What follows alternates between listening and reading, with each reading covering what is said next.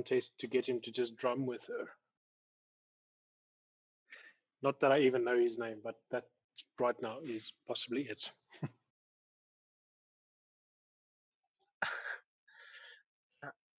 I've just had the bot apparently doesn't work because YouTube links can't be played through bots anymore.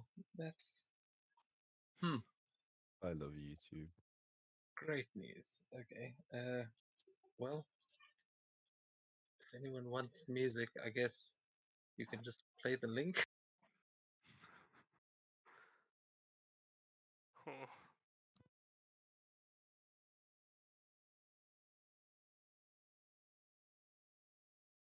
Oh, interesting. I wonder how much Fred Boat paid for this. No, I think it's a YouTube, a Discord policy that's changed because even on Sunday, the bot just died in the middle of the game and couldn't tell why. No, It I'm is. pretty sure it's this. It's a YouTube thing. YouTube term. Yeah. Can't play music without playing. And they can't get the ad revenue. They are 500. We're still getting ads in here. Yeah, ad blocker bitches. I'm not used to seeing ads on YouTube. I'm effective at eliminating them. All right, So, sorry. but Well, Fred Boat is offering to do playlists for us, presumably for a small fee. So I'm still curious about whether that costs them money. Probably. Okay.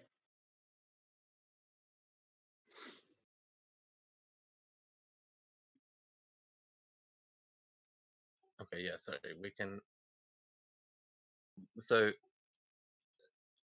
we can go down the line. Camilla, have you got a rival as of yet? I don't think so.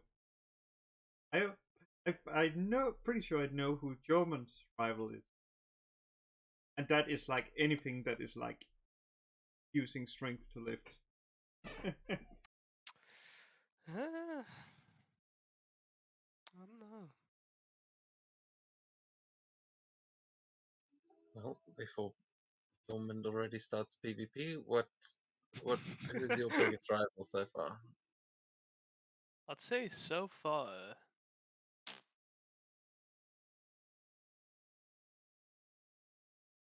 That is really difficult. I don't really have much to go on about. Come back to me. All right, Fenya. Sorry, I didn't mean to skip you there, but we already got your answer there, didn't we? Yeah. Yeah. Happy. No, I don't feel skipped. Don't worry. Move along swiftly. Nothing to see here. So yeah, Mikkel, what about you? As I'm going to move us back into the room where you can actually see the names of some of the people you met. Oh, true. Because oh yeah, I forgot his name.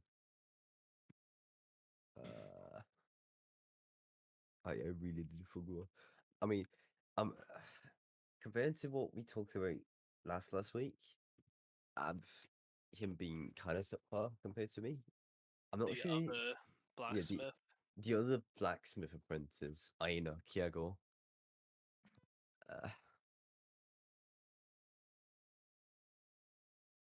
Yeah. Yeah, no, more. It's more that you're his rival than he is yours. I was exactly the same. With a name like Codpiece the Unlucky. Codroom the Unlucky. Codpiece the Unlucky. Wow, already going there. Vicious mockery, and I haven't even had to roll for it. How about Gorm? I think it's way too early for that.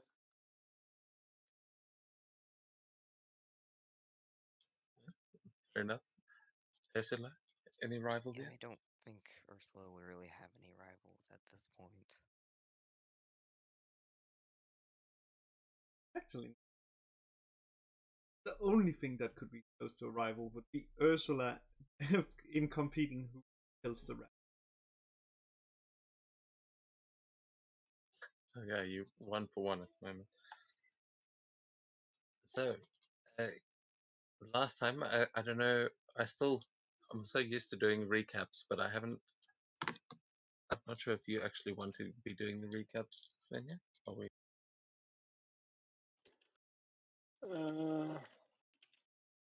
Hang on a second. It's just me that it's just Svenja that sees the face of Odin in the second fire from the left. Okay. Short recap, short version of the recap. So we started last week essentially getting back from defeating the ice troll. We had 2 people really badly injured, went to the healer's hut to get them healed and get shepherds healed. And there was a bit of a story and a festival, and Ulfield was named the Troll Slayer, and there was like this big thing between the Jarl and Ulfield. And already then it was clear that Magnus is competing with us for attention from his father, and that this will not be ending well for him probably, but maybe for us. Essentially, the next 10 years, we just grew up like young Vikings children would do into adults. Honing our various crafts, developing a bit of a specialization, skills, preferences, and things. So almost as if the killing the troll was this exceptional event, and then for 10 years, not much happened. So again, I'm just storytelling that skip there. Don't worry about it; it's not necessarily true. A decade to the day after we killed the troll, we get together at the tree. Presumably to reminisce. Maybe it was because there was a feast that evening and our minds were honed around the idea of it's been 10 years by the upcoming feast, and decide that it's time to set out, go and fight a few monsters, make a name for ourselves, start contributing more directly to the fame of the town and to the general protection and the environment in which we live. Ulfield, of course, wanted to go out right away. The rest of us said, well, it's almost sunset and we want to go and have some food and some ale and a bit of storytelling and dancing and things. We eventually convinced Ulfield to go with, and by promising a fight, which I don't think we quite delivered on. Got to the feast. It was already getting on. When we got there, there was a bit of storytelling, a bit of drumming, a bit of a flighting contest, and then a bit of a drinking contest with Camilla and the twins, and then Camilla and I think it was just Camilla and the twins, which didn't end well for the twins. And that essentially, that feast and getting ready to go out the next morning was where we left the story last week, if I'm not mistaken. Yeah, that was great. You can take inspiration for that because you made it sound, I think, better than it was. But you guys also had planned. We basically left off as you were planning your expedition to leave the next morning, and that is where we will find you all now as you're sitting around, just making some final preparations. At this point. Or actually, who would be navigating for the group? We can go through the roles that you can take on these expeditions now, so that you can decide for your first leg. First of all, who would be using the map the most? That's survival, right? Possibly. I mean, you could make an argument for using things differently. If you guys do want to see what skills you have in the group, if you click on the little skull for the actors directory on the menu, you can see a party overview there, and there you can see what languages everyone speaks and all the kinds of things that you might need to consider. But yeah, don't be afraid of doing something you're not the best at. That's a ranger thing.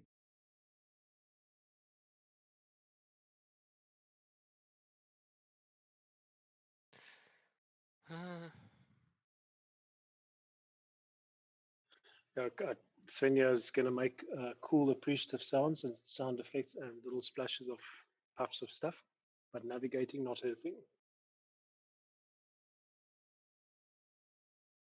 So Svenja's attitude is that she doesn't know where she's going, but she'll end up where she needs to be anyway. So.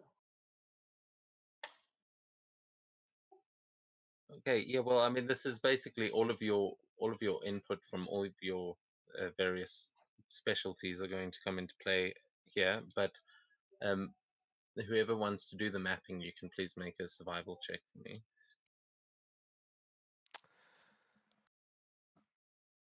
And I will put up Okay, the let's do the this. things now and explain to you what Um, roles you can take.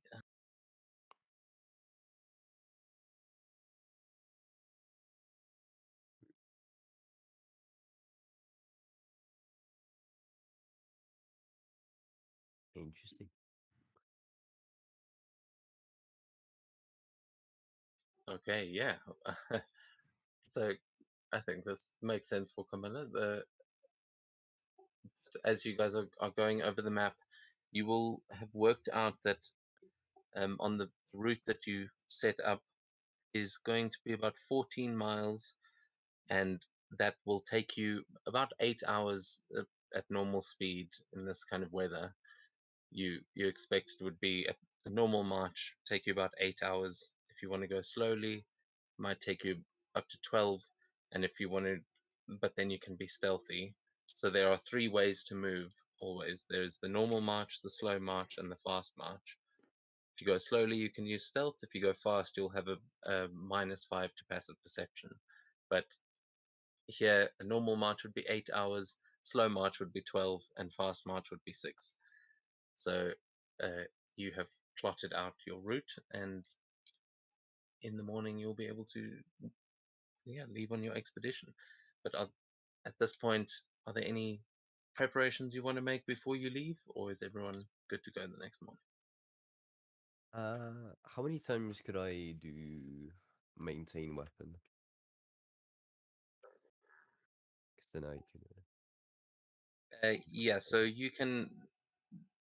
How long does it It mention how takes long it two is? 2 hours to do one maintain gear. Yeah, I mean, you could do that probably twice before you leave, once tonight and once in the morning. All right. In that case, I'll do that. I'll maintain gear on, I guess, yeoman's. To use a sword, halberd. Halberd. Yeah, I'll use maintain gear on yeoman's halberd, and then on who's our other second damage dealer? Oh, she's not here. Yeah, we can assume that Oldfield is obviously coming with you on this expedition, but don't worry about buffing her for tonight. Okay, Kimila, what weapon do you use? Short No. swords? All right. Oh. No, I see the faces. Actually cool. So you use a short sword or two. Can I buff both of them? They count as one thing, one entity. Yeah, I'm not sure what your rules say, but I think you can only do one in the 2 hours. Okay, yeah. Then I'll buff one of her. So it basically. So what it does, it basically gives you a D6, which you can use for weapon. This can be rolled and added to an attack or a damage roll. So you can use the D6 for either damage or an attack roll. That was for Yorman's halberd and one of Camilla's short swords. And does it has a duration or is it just a one? You can only use it once. Oh, okay. Like a bardic inspiration. Yeah, basically. Very cool. All right, yeah. So, yeah, we can sort of wrap things up here for the night, and as Yorman, you are doing that over the night and in the next morning, we will move things along a bit to the next morning as you are all sort of waking up in your houses and you're all getting ready to actually embark on this journey. Just a quick admin check. The stuff that I have on D&D Beyond in my backpack and chest, can I just assume that those will be there? We should move them over at some point, I guess. Yeah, we figured out if you middle click on the chest, it opens. Okay, but it is empty. Middle click. I don't have a middle click. Do I have a middle click? Your mouse. Your mouse, your scroll wheel. If you press it down. Yeah, that doesn't work well for mine. Wait a second. Do you have a Razer mouse? They tend to break. Middle Yeah, mouse. all your Yeah, stuff is it's in there. Get a Corsair. probably a fine motor skill. Don't worry about it. I know what I have. I'll sort it out later. Yeah, before If we you head say, out. if you right click and say edit item, I think it also opens. Okay. Ah, what do you know? There we go. Thank you. That worked. Where is the backpack with the sleeping shit in it?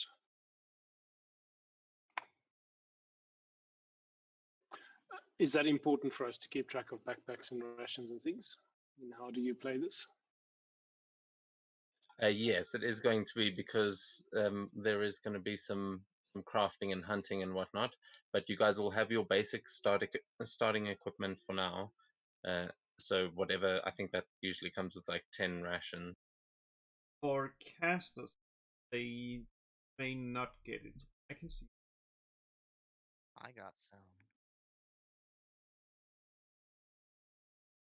Well, yeah, you can. If you don't have, then you will. You'll need to find some. You can either buy that at the market, or you can hunt for rations. You can gather things. Um, so that'll be part of what you are doing on the expedition. So actually, we should go over the roles now as everyone is getting ready to leave and whatever. You can let me know what you're doing in the morning. But the important thing to pick every time you go on an expedition is your role, and uh, the roles are well. I'll go through them and see if any of these appeal to you. Then shout it out, and we can put you down as that. I will get this working better on Foundry when I have the time. But the first role is the camper. So you you then are able to sort of provide a morale boost. You take care of the camp and setting up the camp. That's generally the person who would be cooking and things like that. I think I'll take this one. Yeah, cool. So Tom's going to be your camper and the cook. Then there is the crafter, who is generally the one repairing things, and um, that might not necessarily be like weapons and things. It might be terrain. You might be putting a log across a river or something. But it's the crafter role. Suppose I'll take that one. I think so. Then we have the entertainer. So this you can keep people's morale up, and you can, on a strong success to entertain your allies, each member of your party gets a re-roll on a failed ability check. So it's quite an important role. Yeah, putting up Svenja's hand as one for that. Cool. So Sven is the entertainer. Then we have the forager.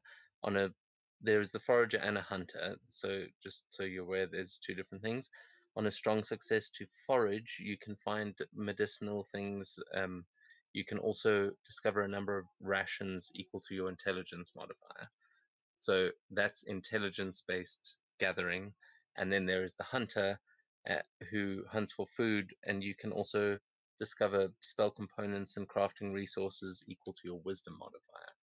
So Mine. yeah, Mine. Hunter. Oh, come on. Might take Forager, I'm not sure though. We can have two hunters, can't we? Or is that well, you have to have well, one? I will say so.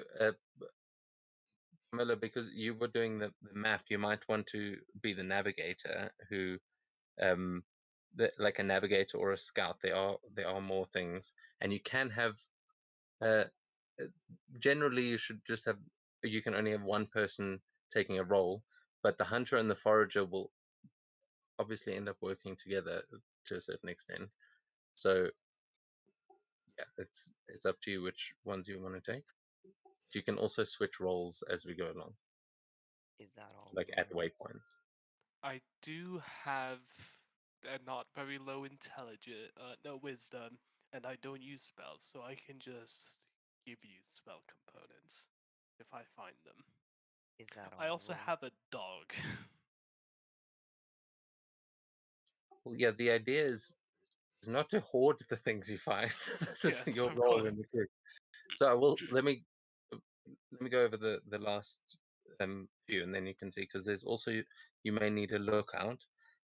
That's to look out for enemies, and you can gain bonuses to your stealth checks as the group if you have a good lookout. Then there is the navigator, who you can discover landmarks and things like that. I will say you are in an area that is quite well known. You've got a map where most of the landmarks are already marked out.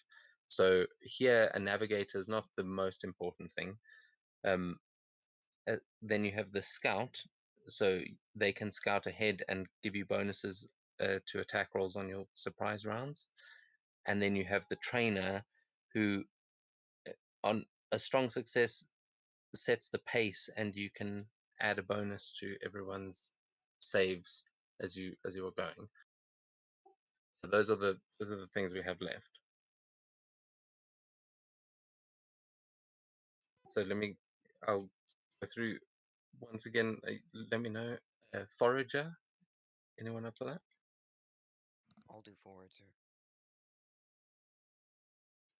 Sorry, who was that? Ursula. Oh, cool. Okay, Ursula's the forager. And then which one of you is going to be the hunter?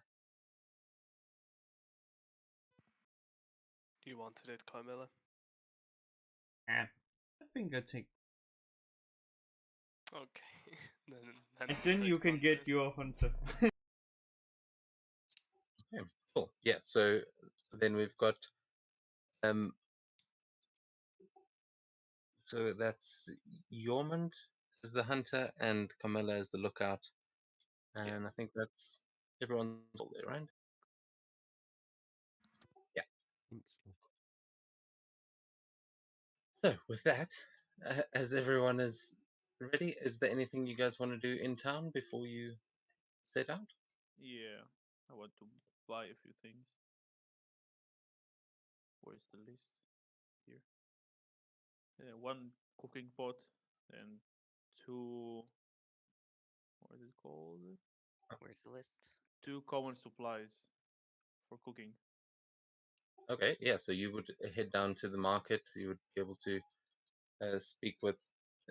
It depends. There is a butcher, there is a baker, and there is just the main market where you can usually procure supplies like that.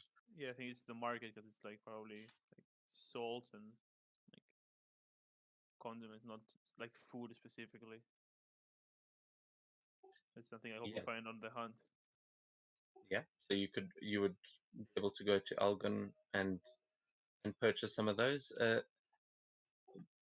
What are you going to say? Is you arrive in the morning, he's still setting up shop, like it's barely even light. The sun is coming up quite late. But you make your way to the market to go and buy some things. You guys can move your tokens there if you are joining him.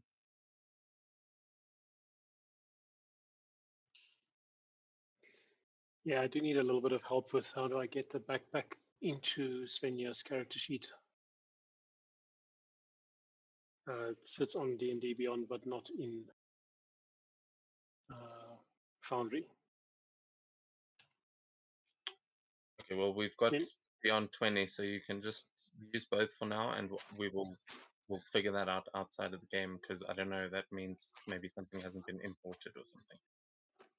Yeah, But possibly. But I mean, okay, what have happy you to got do that. you need? What have you got Just in the backpack that you're missing? just the usual adventurers backpack, bedroll, rations, rope, etc. Okay, yeah, So we nothing can. exceptional. Yeah, we can fix that stuff later, so long as it's nothing that needs like a roll or something. Yeah. We don't have enough money for healing potions at this point, I'm assuming. Oh, Oh, you did get from the healer. I said Ingrid would give you each one healing potion. So, did we not Good. add that last time? hidden in like vault backpack section. Character sheet. I will look around in the meantime. Now, I've got containers, the chests, the one I can see. Okay, Don't worry about it.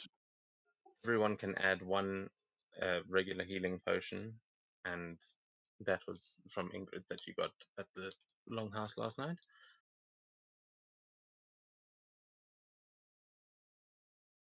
But yeah, Ursula and Gorm, you guys arrive at the market. You can see Algon busy setting up. What would you like to do?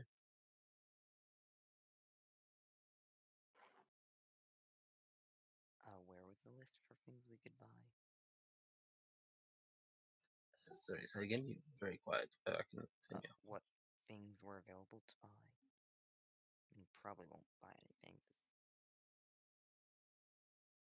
Yeah, I mean, here are the kinds of things that Gorm was sort of looking for. You've got your basic, very basic sort of like spices, fruits, and whatnot. A lot of the things that were grown in the summer and that have now been harvested and are available here.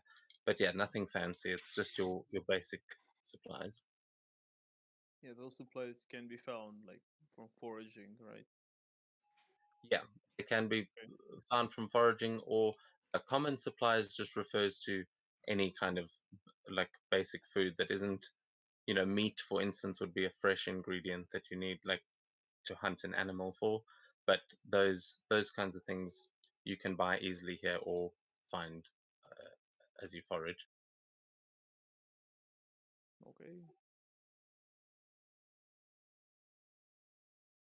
Yeah, the thing that you have, did that have a price for common supplies? Was Yeah, it 1 gold. 1 gold? Okay, yeah. And iron pot is 2 gold. So I removed it from my like the gold, and added the pot and the supplies. Perfect. Yeah, as you will easily be able to find that. Yeah, and yeah, so that's perfect. You managed to get that, Ursula. Are you trying to get anything? No.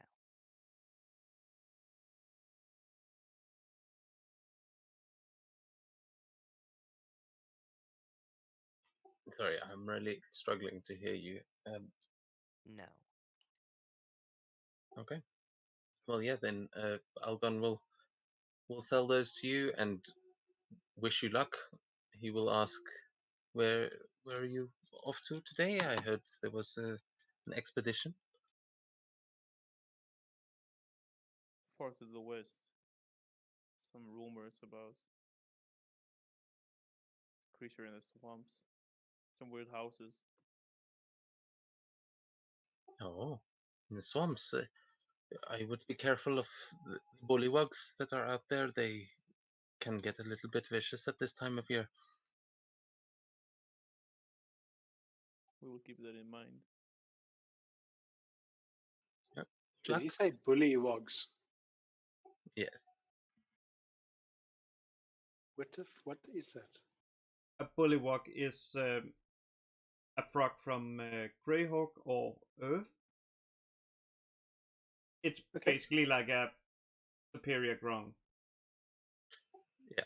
You can make a nature check to see if your characters would know, but at the moment this is this is new information that Gorm is picking up.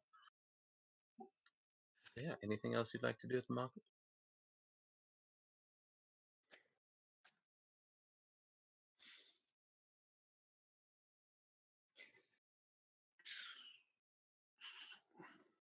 No, I'm good. Maybe purchase a bag of treats, sweets or something like that. Sweets that are, durable. Whatever the Viking equivalent of lollipops is, essentially. Biltong. Nah, We can, that's just light and easy to carry protein. Definitely has to be Same thing. sweets for children. the biltong is your regular rations. The the extra sweets we can say you get some of those with the common supplies that have been purchased. As yeah, it's pretty basic. I'm not sure what kind of Does anyone know what kind of sweets the Vikings ate? Had never thought of I honestly just don't think they did. Meat. that.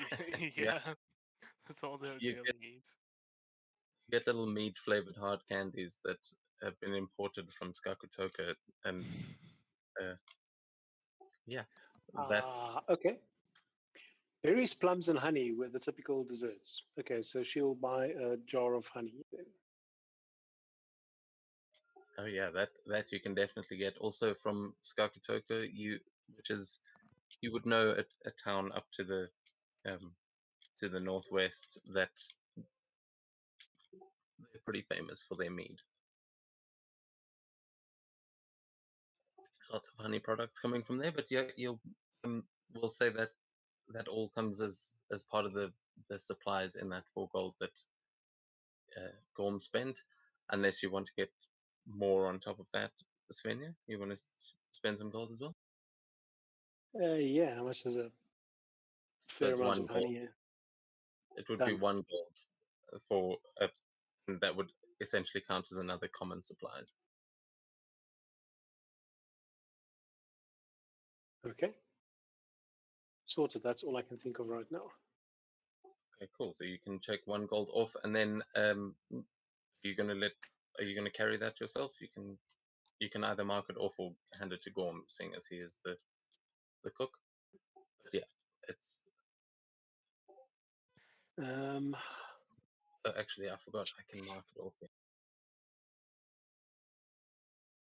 So Gorm, you got two common supplies, right?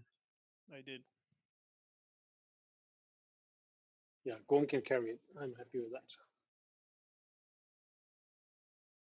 Okay, so marked it 3. I will.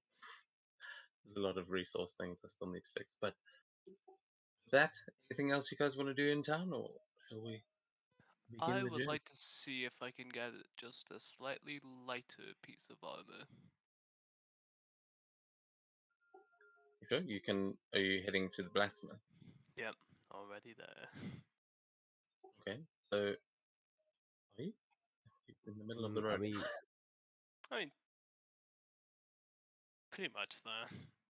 yeah, Oh, over here. that's yeah. But this is our house, mate. That you will. I mean, it's you do see Nilmir there, who is the stone cutter, and there's similar tools. But yeah, you see that. Yeah, you see Sven Eriksson busy working away. He seems to also just be getting things just opening up for the morning. Um, you know, he usually has an array of different kinds of, like, there's a lot of hide armor that ends up here for him to um, attach fittings to. But what are you looking for as you see him busy setting up? I think I'd be looking for. Fuck, I forgot what it's called. Studded leather armor. No. It's a medium armor, but doesn't impose disadvantage. Change shirt. Oh, I thought you meant the breastplate. I would like a breastplate, but I'm pretty sure that is out of my budget. That's like 400 GP. Yeah. Yeah, so a chain shirt you could definitely find here. He would tell you that it may take some time to craft a new one, but he's got some chain lying around. He could put one together for you. Are you Have you got armor already? I do, but it is chainmail. Okay, and you want a chain shirt. So Yeah, just either something you a bit can, lighter. yeah, you can either ask him to take it in for you and change the chain mail into a chain shirt, or um, you can wait for him to fit a new chain shirt for you. Make it simple. I'll just give him my chainmail. Okay, yeah. So that will then. Have you got? Sorry, have you got the price of the chain shirt there? It's 50 gold pieces, but I have 25. Well, I was going to say, if you're giving him the other armor, then you'll be able to get it at half price. Hey. So yeah, that'll be 25 gold then, and he will easily take that in. Also, working with him, you will have resistance to cold damage for the next 12 hours. Nice. Because you see, as he just lies it over some of his equipment, you can see that there is a frost that comes off of this equipment, which you know all too well is often ice weapons that come out of this forge. But yeah, you can mark off 25 gold, and you've got a chain shirt.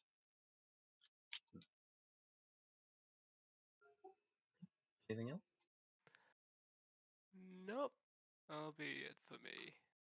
I thank him and bid him farewell. I just thought about something. Svenya's looking at everybody else with their shields, decides that she wants a shield as well. It will be immediately obvious that she doesn't know which side is top and bottom and which side goes front and back. But she will want to purchase a shield and practice with now and then. I will say you can pick up a shield for free. There are shields just at the longhouse and in the barracks that are there for you guys. That's Make sure to yeah. grab a proper shield and not a training one. So as you say that, she would ask you to show her the difference. She wasn't paying attention in training class, so she's got a proper shield then. The training ones you can snap in half like a twig. Again, when you say you, that does not include her.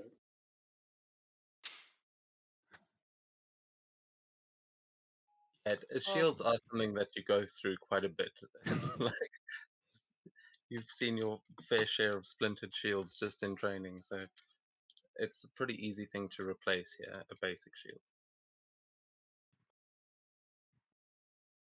Okay.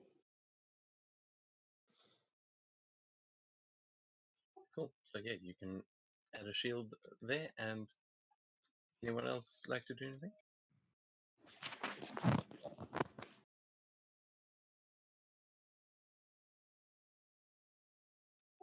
Going once? I'm just trying to figure out how to add a chain shirt to my inventory. You can most likely find it in the compendium under items. Oh yeah. Are you trying to do it on Foundry? Yeah. I think I might just do it on Yeah, I Beyond think and in import it Beyond. quickly. Yeah, just make sure that you're. Yeah, actually, the import should work. Just make sure the image is unchecked, because then it messes up the tokens and stuff as well. Yep. Yeah, you can update that for normal items. It's like it's actually harder to bring them over. Okay, so in that case, we are going to. Yeah, you guys all gather up and begin making your way outside of town. Everyone now feeling prepared. You've got some rations, some food, and you begin your journey. Bye, Mom.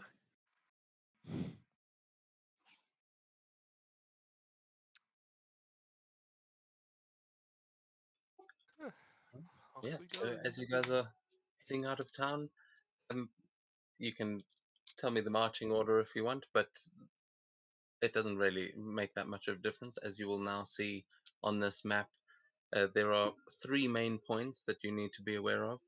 There is your point of origin, which is obviously here in Broudevik, your destination, which is there by the tree houses, and then there is that one more marker that is going to represent you as you guys make your way over the river as you're heading outside of town. Look out, it logical.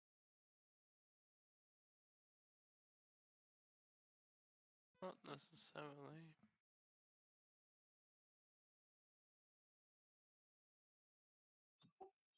well, you are the lookout. You're all moving together as. Yeah, actually, I'm just gonna need 5 minutes to quickly bring up the notes properly here. But you guys can let me know, what are you doing over your first mile of travel?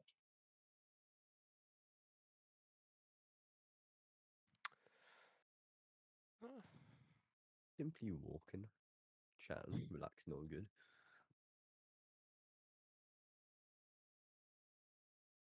I think I'd be much along the same.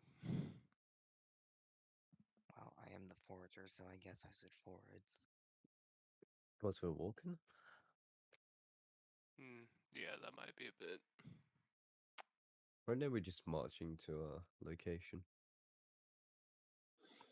And how fast are you guys moving? You can, by the way, all of the things that you're doing, we can assume that you're doing while you're walking, unless you're doing it during a rest. Like during a rest, you'll be able to get more done. You'll be able to find more, and the DCs will be lowered. But while you're walking, you can still like hunt and forage and things like that.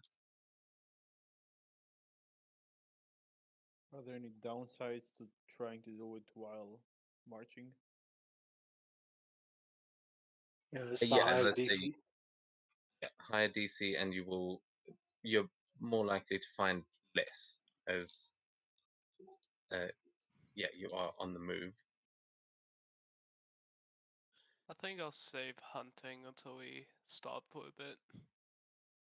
I think I would be like looking around, like surroundings, looking at what's called, like pile marks or something that would indicate direction, or make damage to maybe in here is like werewolf or something like that, and then also looking at tracks to see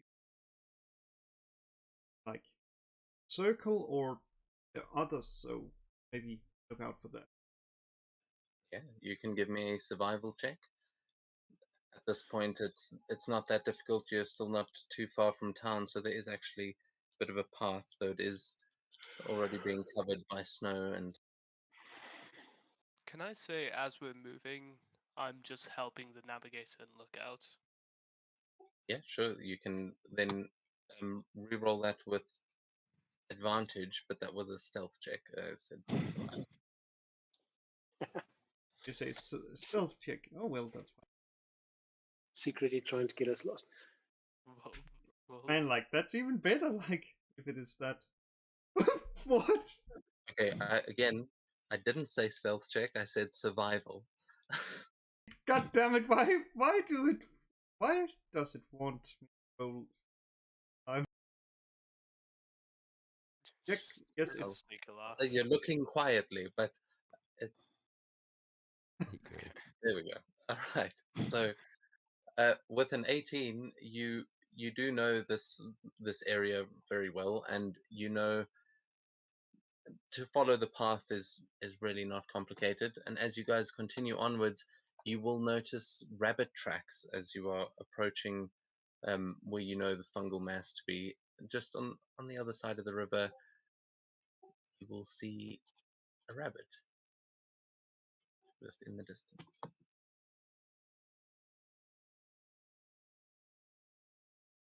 Do But we other want to than call that, that dinner? sorry.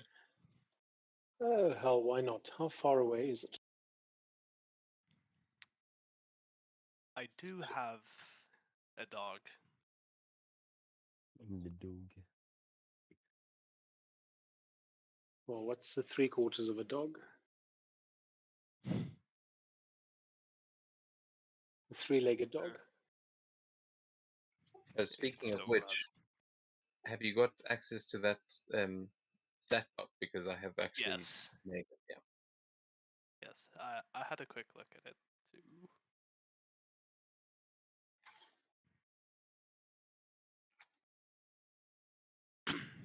Alright, then, well, let's see if Shepard can get us dinner.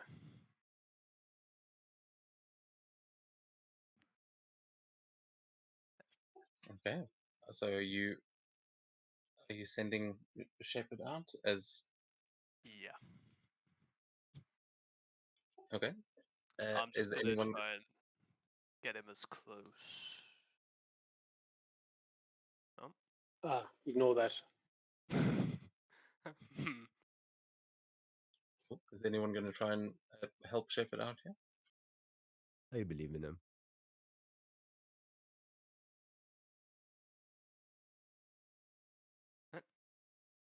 All right, yeah, you can give me a stealth check, and then if that is successful, you will be able to launch an attack. But let's see.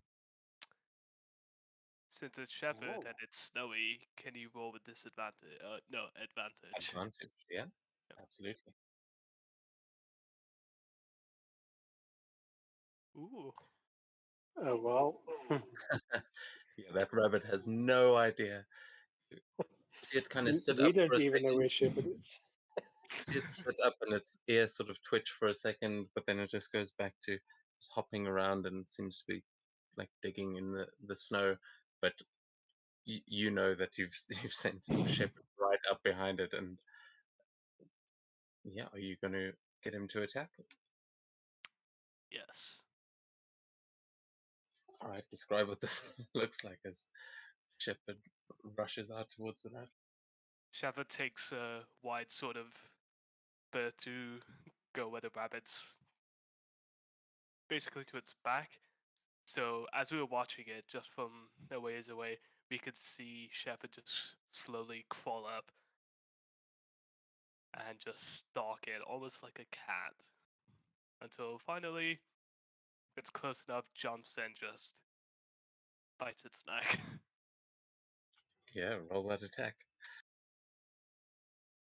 Not one. Ugh. Oh, yeah. So as Shepherd leaps out towards this rabbit, it's like it knows as a rabbit does, and just immediately starts running as Shepherd starts chasing and misses that first bite. You all now see the snow kicking up as Shepherd has revealed itself and is chasing this rabbit. Is anyone else going to get involved? Well, what's the range? I mean, it's say a good like 200 feet away at this point, Yes, cheer. Go, Shepherd! right? Do So you say okay. 200? Did you say 200 feet away? Yeah, but you can still move and get closer. Perfect. Yeah, not at the speed the rabbit moves, but okay, go for it. And I have 45 movement. So Shepherd has 50. and I have a longbow. If you hit my dog, I'm going to fucking kill you.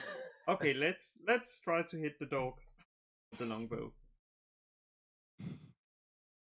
Oh, can you actually target the? Oh, it seems. Do fucking not.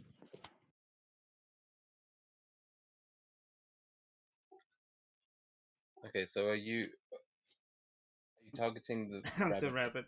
Yeah, I'm not sure if I As- target the square. Okay, yeah, then I would like Shepherd and Camilla to please roll for me an attack roll, and as these are both coming in sort of at the same time.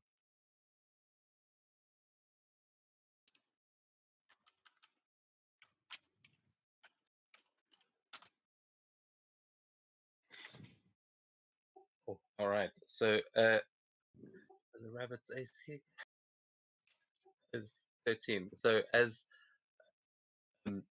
the Camilla, as you loose this arrow, you see Shepherd like nearly catch this rabbit sort of biting the back of its tail. Oh, what the hell is that? Sven, yeah. Oh, Chris, can you mute? I think he's gone up.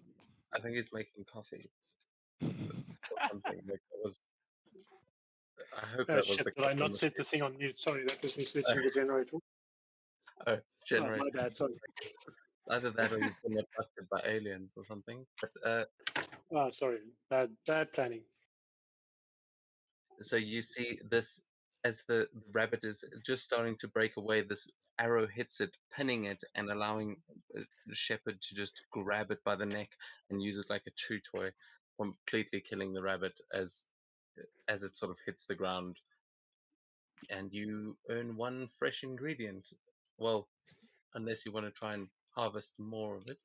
Um, Congratulations, you've hunted a rabbit and you've moved on a little bit further. Do we level up? No, Damn, what was the CR on that rabbit? 12. regular rabbit CR of like 0. So you have hunted a rabbit. Is anyone like gonna harvest it, or Gorm, are you just gonna grab it? If no, we'll harvest it here. I'll keep it for cooking later. Okay, cool. And Can I get hide actually? The rabbit hide. I suppose when we stop. Yeah, to that's true. That's rest. true. Like, let's keep on walking. awesome. So as you carry on, you now see ahead of you in the distance. You will see rupturing from the forest floor is this colossal mass of fungal bodies, lumps, bumps, and boils in a variety of toxic colors and noxious textures. Here, as you are walking through, you're moving the snow and you see small spores starting to come up from the snow. At first, it doesn't even you don't even pay much mind to it, but you have walked into the fungal mass, and I'm going to need everyone to please give me a Constitution saving throw as you are walking in here. If there's anything you'd like to do to try and avoid this, you can let me know. Stop breeding. that What against the poison? fuck? Fungus. Is that con save against poison? Yeah, yes. I just cover my Oh, mouth when I fuck. see Oh it. no. So I don't have anything else to do. Why did I'm it sound only like a 2 car and a nat crash? 1. Why I, did I Shepard's don't road sound roll like well. Shepard's road sound like car crash? I'm gonna be honest. Yeah, you see Shepard running into the thing and just sliding as he starts coughing and spluttering. But oh god, is the rabbit still on screen? My bad. I was covering my Yeah, mouth. just give me a Help. sec to restart, then I'll roll for you. It never actually showed up on my. But yeah, as you guys are walking in, Camilla and Ursula, you guys are fine. You take it in and you cough a little bit, but there is not much of an effect. However, Gorm, Shepherd, Mikil, you're right as well. You see that you see this coming and sort of lift up your. Have you got like a mask or a scarf or something? Yeah, we got a scarf. Okay, yeah. So you managed to cover up. Oh, Svenja, Gorm, and Yormund, you guys are unfortunately not so lucky, and you become poisoned. You can add the poisoned condition on your character sheet. Oh no. No.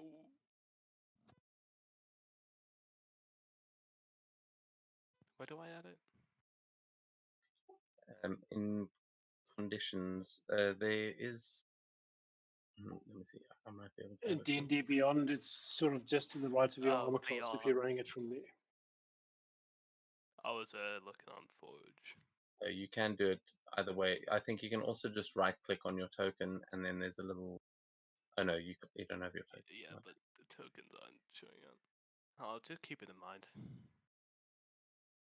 That's cool. I will add it.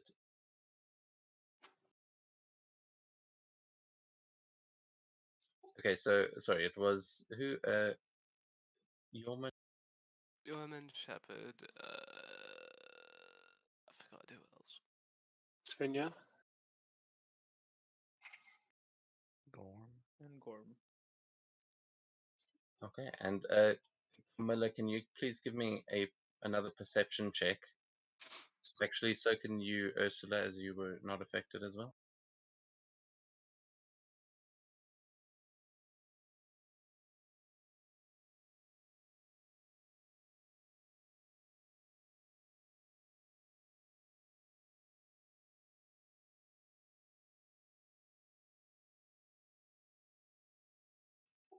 Nice. Okay, so yeah, Camilla, you turn around to see some of your friends coughing and spluttering, but Ursula, you notice that in the distance, like behind these clouds of smoke, you see what looks like a creature moving behind one of these fungal masses, and you see that it looks like there's not one but two of them standing watching you.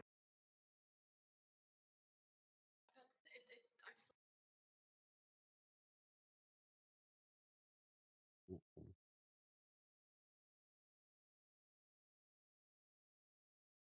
I'll tell him, hey, there's something up ahead. I think it's watching us.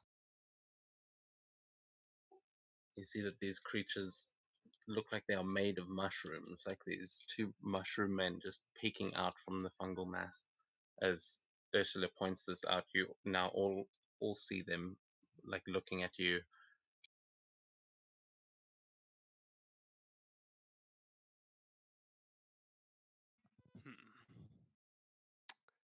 I don't like that.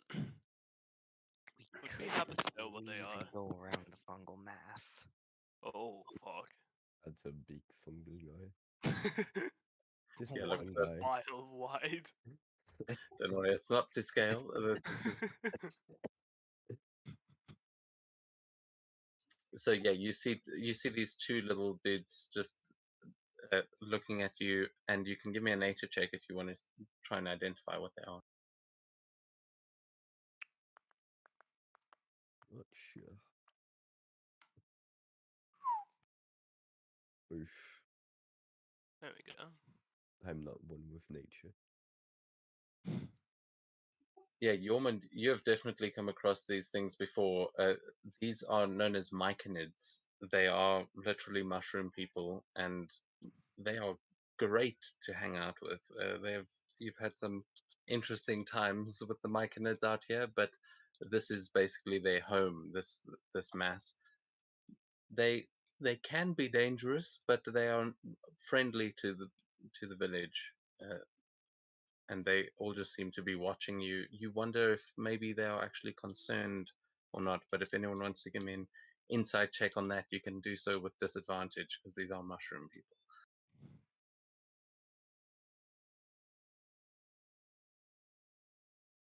You know what? Not Okay, bad. so I want to just check table rules. Are we doing anybody can roll?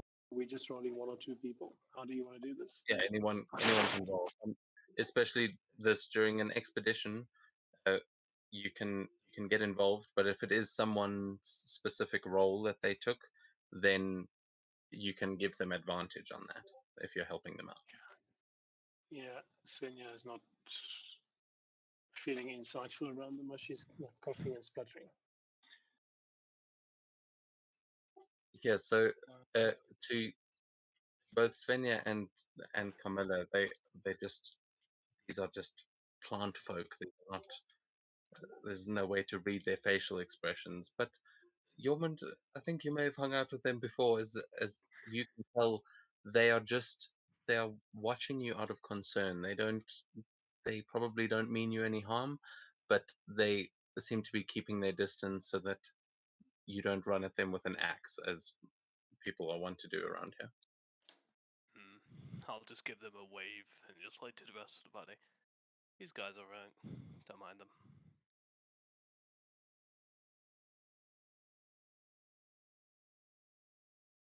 Okay, sounds good. I thank your undying trust. You're a wise guy. I believe in you. I wouldn't go that far. Those of you that Okay, were so poisoned will yeah, hear at this moment, you'll hear a voice in your head saying, "Oh, you might want to stay back. The spores are getting lively."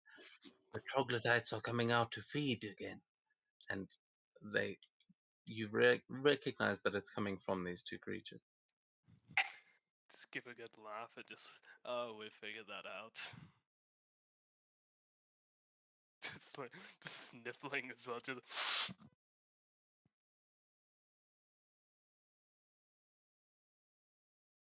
It is a warning from the forest. It says that there are creatures from the underneath that should not be here. Be careful, travelers. Nice. Okay, so Oh, thank you. do you need help with them, or is it just we should just be careful? If you could get rid of them, we would be very happy. They come to eat the mushrooms and think we are food as well. Okay, so Svenja's working really hard at not letting her face reflect that she also thought that mushrooms are food. The So mushrooms here's are commonly eaten in Browderbeck. It's like, Yeah. objectively, they are food, but these sentient ones don't seem to like that much. see, she's watched her mother not react to some of the stupid shit that the Jarl says when she's in council. So she's practicing that skill right now of showing no response either way. Okay, so anybody up for fighting a couple of troglodytes? Looking around at the rest of you? It will be fun, I'm sure. Sounds fun. I suppose we can set up camp just like on the outside of the fungal mass so we don't constantly have to deal with spores. We can cook that rabbit and deal with everyone who got ill and see if we can find any troglodytes. Fine by me. Okay.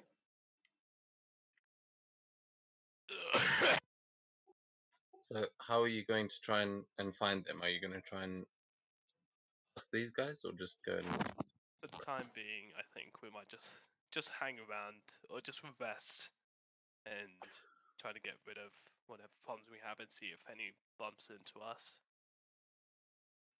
Okay, you can take a short rest here, as you are all starting to feel quite weird and woozy, those of you who were poisoned, and that is going to probably not wear off for a while. We can ask them if they have anything that we can smoke, eat, or something that will help with the spores. I don't think so. You can try. They probably know as much about human biology as we know about myconid biology. So yeah, okay. I'm sure we have stuff that can help us here. If anyone would like to make an Arcana check to see what you know about Myconid biology, you can do so, seeing as these are magical creatures. Why not? 10. Okay. There you go. 10. 23. Yeah. Wait, so why does it Much of that. show insight on that roll? Oh, there we go, up there. I was looking at the wrong place. All right, yeah. So to Svenja and Carmilla and Yormund, actually, well, no, Yormund, you know that these are sentient mushroom people, but that's about all you know. Carmilla and Svenja, too, these are like, it's just more plant life. They don't. I don't know if you believe these things have rights, but to Ursula and Nikhil, you guys actually do know a bit about these, and you know that they are quite. Oh, please. Chris. They are quite sympathetic creatures. They have something called distress spores, and Christo, please can you mute your mic? I don't know what. Thank you. No, don't server mute him because he can't undo that. So the they have something called distress spores. So all other Mykonids within 240 feet of one of these creatures can feel the pain of the others. They generally will knock people out before they fight them, like with their spores, and they are non-violent. But people like to hunt these, and they definitely can get you good mushrooms if you want them, but they don't do well in the sun. That's about all you know. Okay. I just see no reason why they would have anything specifically for us.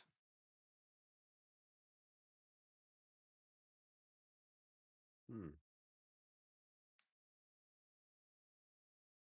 I don't. See, I was thinking magic mushrooms.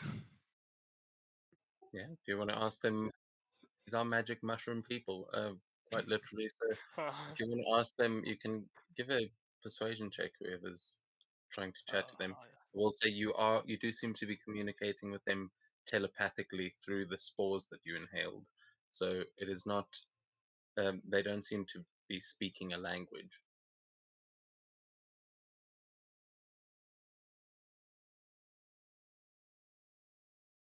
Okay, and how are you going to ask them as you can see them still just hiding in the shadows?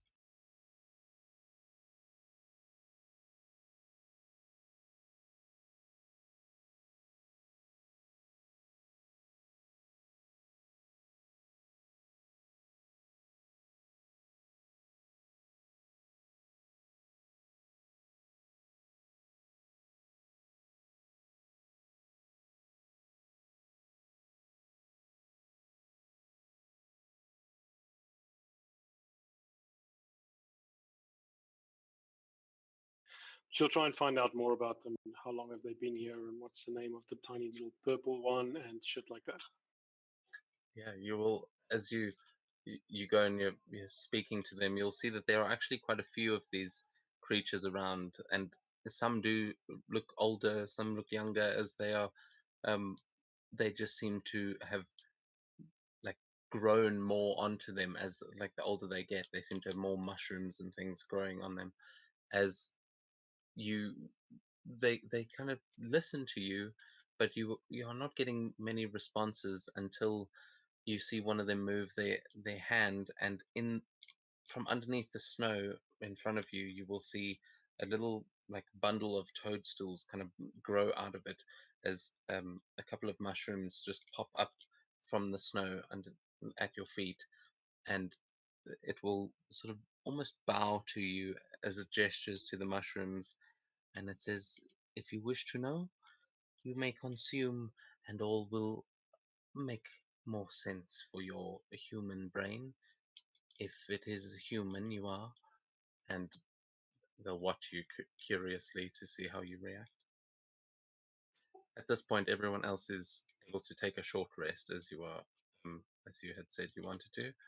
So, like Gorm, if you wanted to do anything with that, well, any cooking, or if someone wants to do something with the rabbit, this would be a good time. I'll I go think I for it. can. Do I trust them? Let me see. I would like Yeah, to it's go not sure for about it. it. Sonia will just like look at them and say one or two, and then just bow back and have a bite of one of them. You'll hear the response saying, "One for each of you, if you would like to know. This is how we share knowledge amongst our peoples." And you you bite it, and it's actually quite nice. I mean, it's a nice tasting mushroom, but you don't feel any knowledge just yet. You do have one for, there were 7 mushrooms there, one for each of you. So if you would like to um, take those to the rest of the group, you can as well. Yep. So yes, so she'll essentially say to the group, there I asked the mushroom person, whose name I don't even know, about that, and he said if we want to know more, we have to eat a mushroom. So I have taken one, and unless there's funny purple spots on my face, nothing has happened yet. And then just give the mushrooms to put it down there. You guys can decide what you want to do. Sir, I'll eat one, and then I would like to go for it. I'm not sure I want to have one.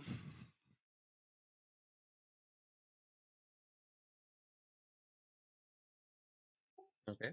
So Ursula's had one, Svenja's had one, the Yorman's abstaining. Yeah. Yeah, I will have to pass as well. I'll remain ignorant. Sorry, say again. I said I'll remain ignorant. If someone feeds my dog a mushroom, I'm clobbering you over the head. So aggressive. You can actually give me an animal handling check to, as you kind of walk away from the mushrooms and go check on. You will notice that Shepherd is looking in the opposite direction into the forest and is just sitting like quietly, but you see his ears are up like he's listening. Yeah. What about Pamela? Are you partaking of the mushrooms?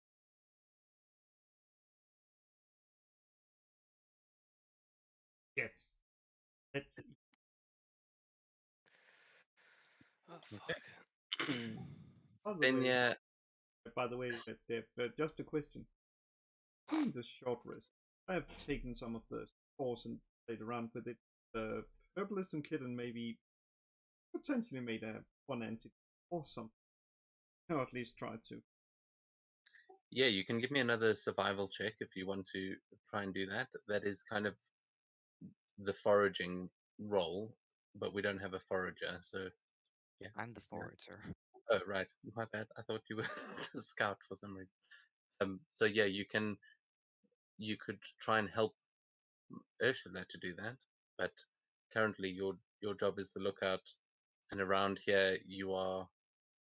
Yeah, you can suggest that to Ursula. Let's do that.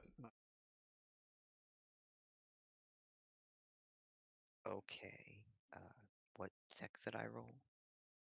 So you can make a survival check with advantage from that, to see if are you trying to find an antidote to the spores that you've inhaled. Yes. Okay, yeah, you can make that with advantage as you and Camilla start searching around through the snow trying to find it. Oh yes, absolutely. And uh, between the two of you, you will definitely be able to find um, similar mushrooms, and you'll see there are a couple of reeds growing through here that it's it's kind of like a type of grass that you know that when you mix them together, you may be able to make an antidote. And over the short rest, if you would like to try, you can make a medicine check um, to try and actually make an antidote. Hey, can I cook a common feast during the short rest? It takes Yeah, an hour, which is exactly enough. yeah, you absolutely can. You can. Are you going to use the rabbit? Yeah, that's the only fresh ingredient I have. Okay, so uh, Ursula, as this is not a recipe you're all that familiar with, or Camilla, are you helping with this as well? Okay, so then actually, I'll say you can both make that roll with advantage, so you can remake the wisdom check, Ursula and Camilla. And then, sorry, Gorm, did you say you making with the rabbit? Yeah. Cool. I was loud. Oh, okay.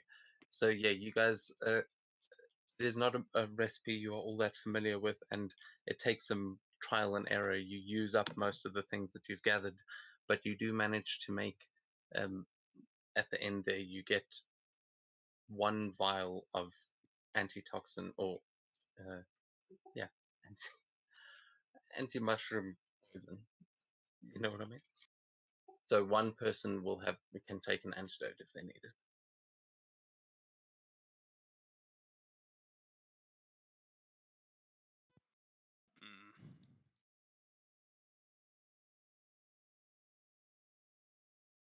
So you guys, yeah, I mean, Ursula and Camilla, you basically make this together as Gorm's busy cooking the rabbit. And is there anything you're actually doing with each other, or like saying as you're doing it?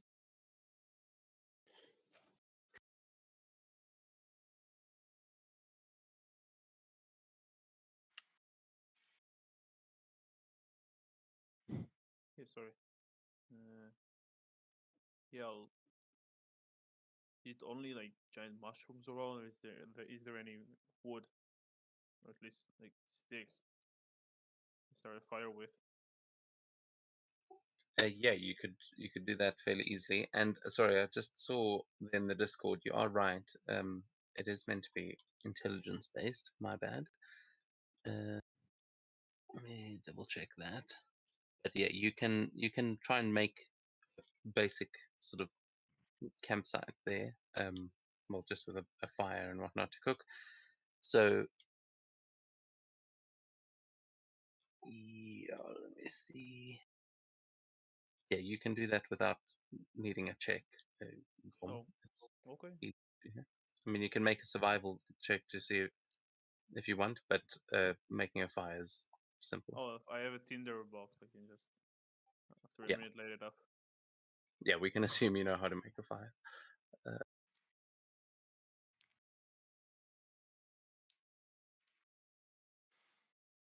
Is anyone skinning the rabbit for its hide, or do I just Yeah. hide it however I want? I mean, I did want to hide, if that's all right, so I can process it. I don't need it. Right. I suppose I'll help with the skinning. So I'm. sorry, the mistake I made there, Ursula, you also find, because you were successful with actually finding the stuff, you will find rations equal to your intelligence modifier. Cool. So you can increase your rations by whatever that is. Sorry, Yeoman, what were you saying? I think I'd like to confront whatever Shepherd is hearing. I sort of just like urge him to go on and follow what he's found. I'll stick with him. Okay. Yeah, I mean, he doesn't seem to be rushing off anywhere, but if you, as you sort of take him forward, he will start sniffing the ground, and he keeps looking into the forests down towards the south, which is where the Mykonids were warning you about going, but he Okay. seems to be smelling something out there. I'll go like as far as maybe 100 and another 50 yards. Then if we see nothing by then I'll just come back. Okay, you and Shepard can both give me a perception check.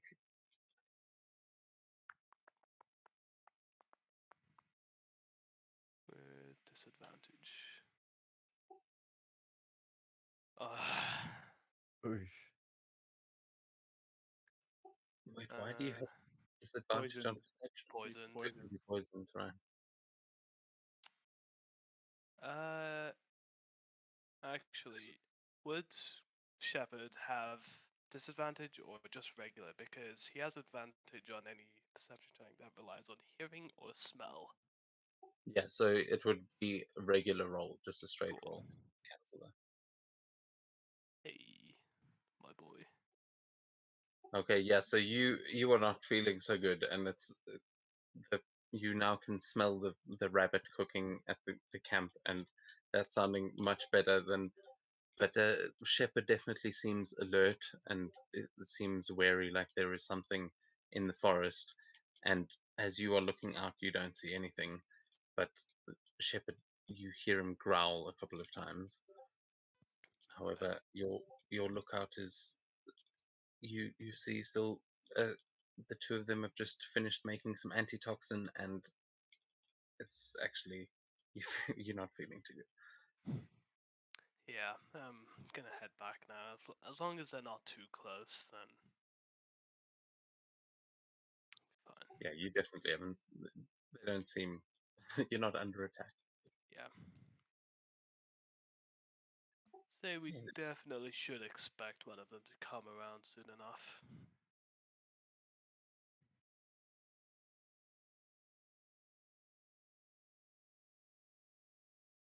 Okay, so at this point, it's been about an hour. You've had a short rest technically, and Gorm has prepared a common feast. So, what is the effect of that? I do have to roll for it. DC 8 with cooking utensils. Cool, you can do that. Yeah, we'll get used to these as we go along, but Yeah. uh, I'll my guide computer's myself and add a D4. cool. Let's see if I can do it properly with this. Use the tools.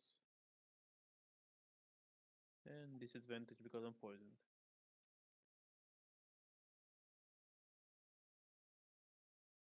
Yeah, that's enough. Just a common feast. We're satiated for the next 24 hours.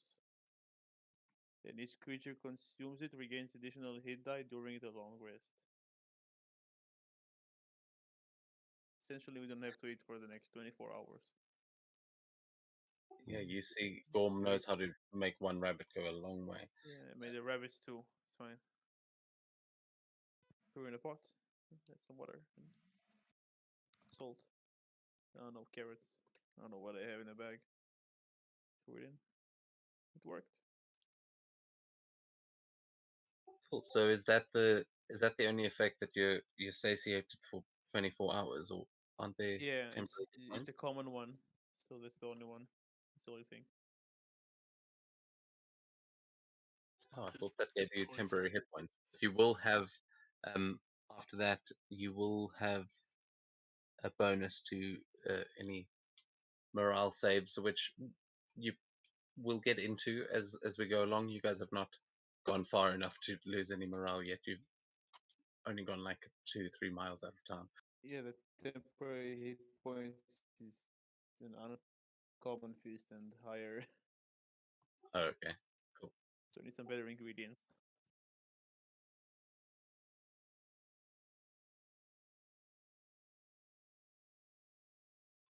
So at this point, you guys have all had your feast.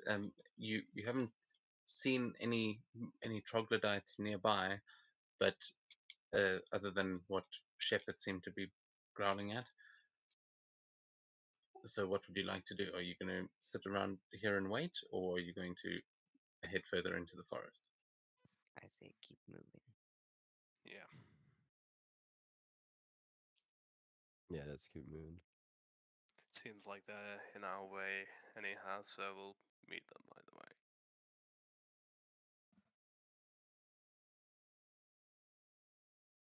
Okay. So as you guys make your way further into the forest, sort of following along the river, you know that you are coming up to the bridge in a little while, but I would like, uh, Carmilla, can you please give me a perception check as you're the lookout going on? And if anyone's helping you, you can do that with advantage. Does anyone help? Yeah, I said I'd be helping when we're on the move. Cool. And did you just give the antitoxin to anyone? Don't think so. Svenja. Huh? No, wrong raised hand button. I was trying to reserve it. I think someone who does actual attack roll best for the antidote. So one of Mikkel. the I melee don't. people. I'm not toxic. I'm not poisoned. Goes around everyone except Jormund. Give it to my dog. True. But The if there's dog. no humans, then Svenja will drink it. Am I the only one who's poisoned? No. No, Me me and too. No, me and my dog is.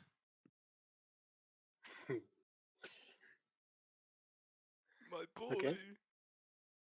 So hang on a second. Are we following the path? I thought we were going to look for the troglodytes, kind of just going southerly anyway and hoping we find them. It was south of us. So it's broadly in the direction we want to go anyway. Yes. Do we want to get Shepard to actually just track it down for us and just go deal with it quickly? If you give him that antitoxin, he might. Sure. Well, I will say, as you guys are walking and discussing this, Carmilla, with that check, you will see as you're keeping a lookout, you will see some figures darting through the trees to your left as the river is to your right, and you will see them running south. They seem to be, you see maybe 2 or 3 just shadowed figures dart through the trees, and it's very quick, and you lose them, but you do see them heading south. So it's up to you guys which. There are basically 2 hexes below you that you can choose to go in that direction, and it'll be up to you whether or not you actually find them. But you see them heading south from your position. I guess it's this was right one. Sure. Yeah, why not? Well, that will lead you deeper into the forest, and away from the river, whereas the other way would lead you to the bridge. You'd basically just be getting to the bridge there. I'd say, just for the sake of, if we want to have a fight with troglodytes, we can go down to the right, but immediately after that, whether or not we find them, we should continue back on our original route. Yeah. Okay, so like a small detour. Yeah, That works for literally me. just a 1 mile detour, that's it.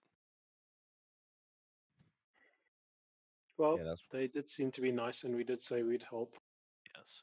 it's probably the safest bet to do what Jormund suggested.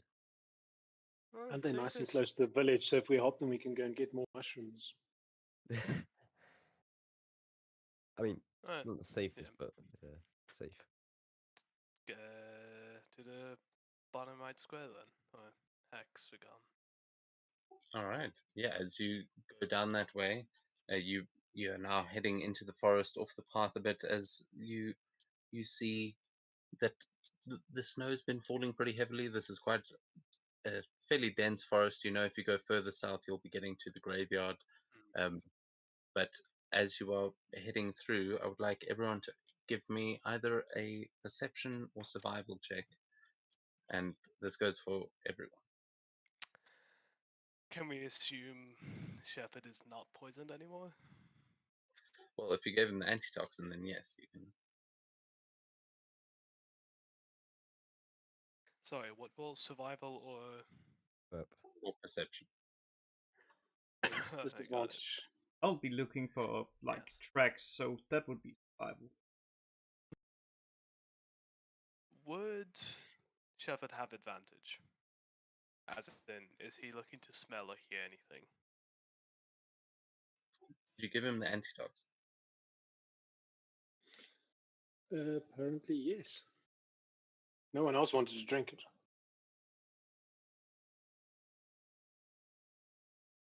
There you go.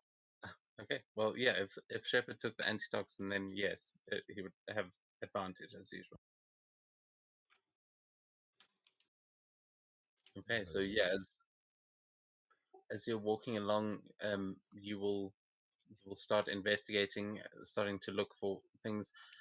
Carmilla, you're not finding any tracks, but you do see Shepard sort of sniffing just along the top of the snow as he seems to be tracking something, but you don't see any footprints and that, which usually in the snow is a pretty easy thing to spot.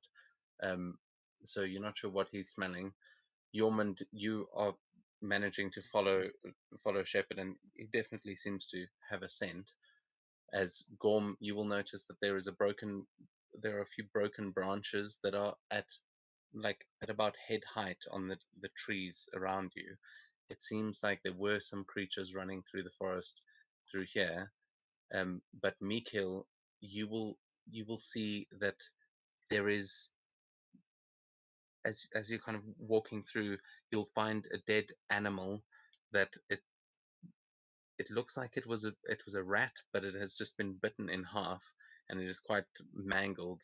That is kind of at the base of one of these trees. And looking up, you can see that there are a few claw marks on that same tree. It seems like whatever these things are, they seem to be moving through the trees, and they are not in the area you are right now, at least not anymore. But it doesn't seem like they were here that long ago. I'll gesture to the rest of the party to come look at what I've found.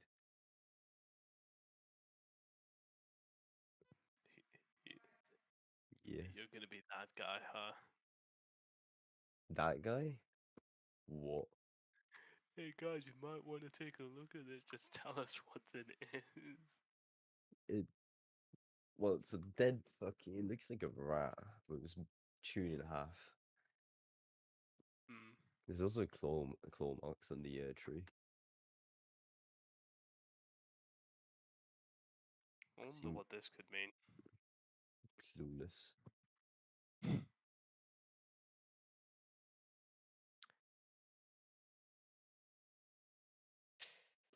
I Man, would, These- so Sonia would try and see if she can identify the claw marks with no great hopes of these- success. Did these trees have branches that look Oh, sturdy fuck, and enough it's a for disadvantage. creatures to like jump along? Yeah, I mean, these look like it's a mix of pine trees and a lot of what look practically dead now, more uh, like there are some oak trees and things around here, but the dead trees definitely look like they'd be able to run across. The pine trees, you never know what the hell's up in a pine tree, but you wouldn't imagine troglodytes.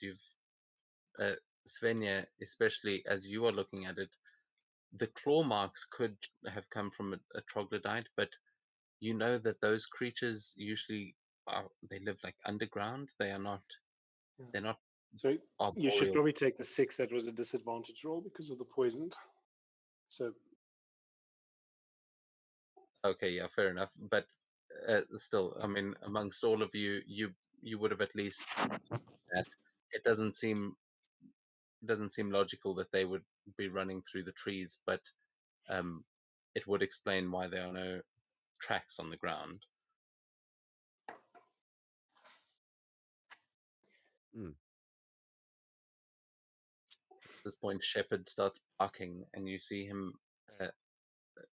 He is facing towards the west as he starts yapping and barking. And if anyone wants to see what he's barking at, um, you can give me a perception check. Wait, He's barking in that direction. wow. why did I roll with advantage? Oh, I just take that as a disadvantage. Wait, perception. God help us. I'm not that character in this game. 8. Used to having high rolls, huh? No, I'm used to being the wisdom character with the perception. Yeah, insight shit.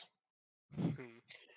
Just wait a few levels. When I I'm get to gonna level 17, I have reliant mastery or some shit like that. Just a few.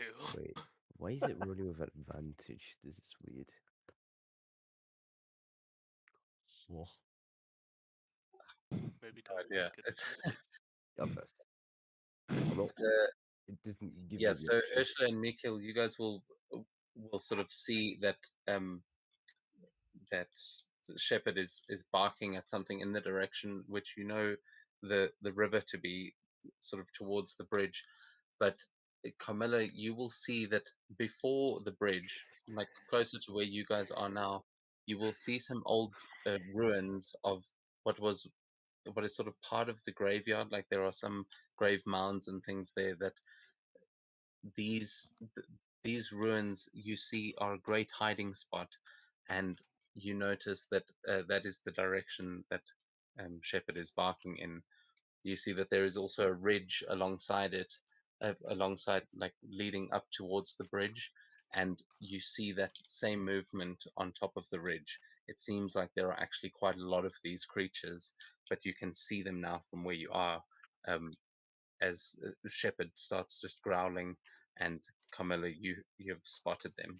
So you guys would be able to sort of sneak up on them if you wanted, or you can charge right in, but you see them towards the bridge.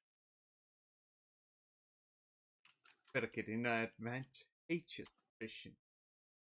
Being one with the darkness. Or whatever. Currently. That's it.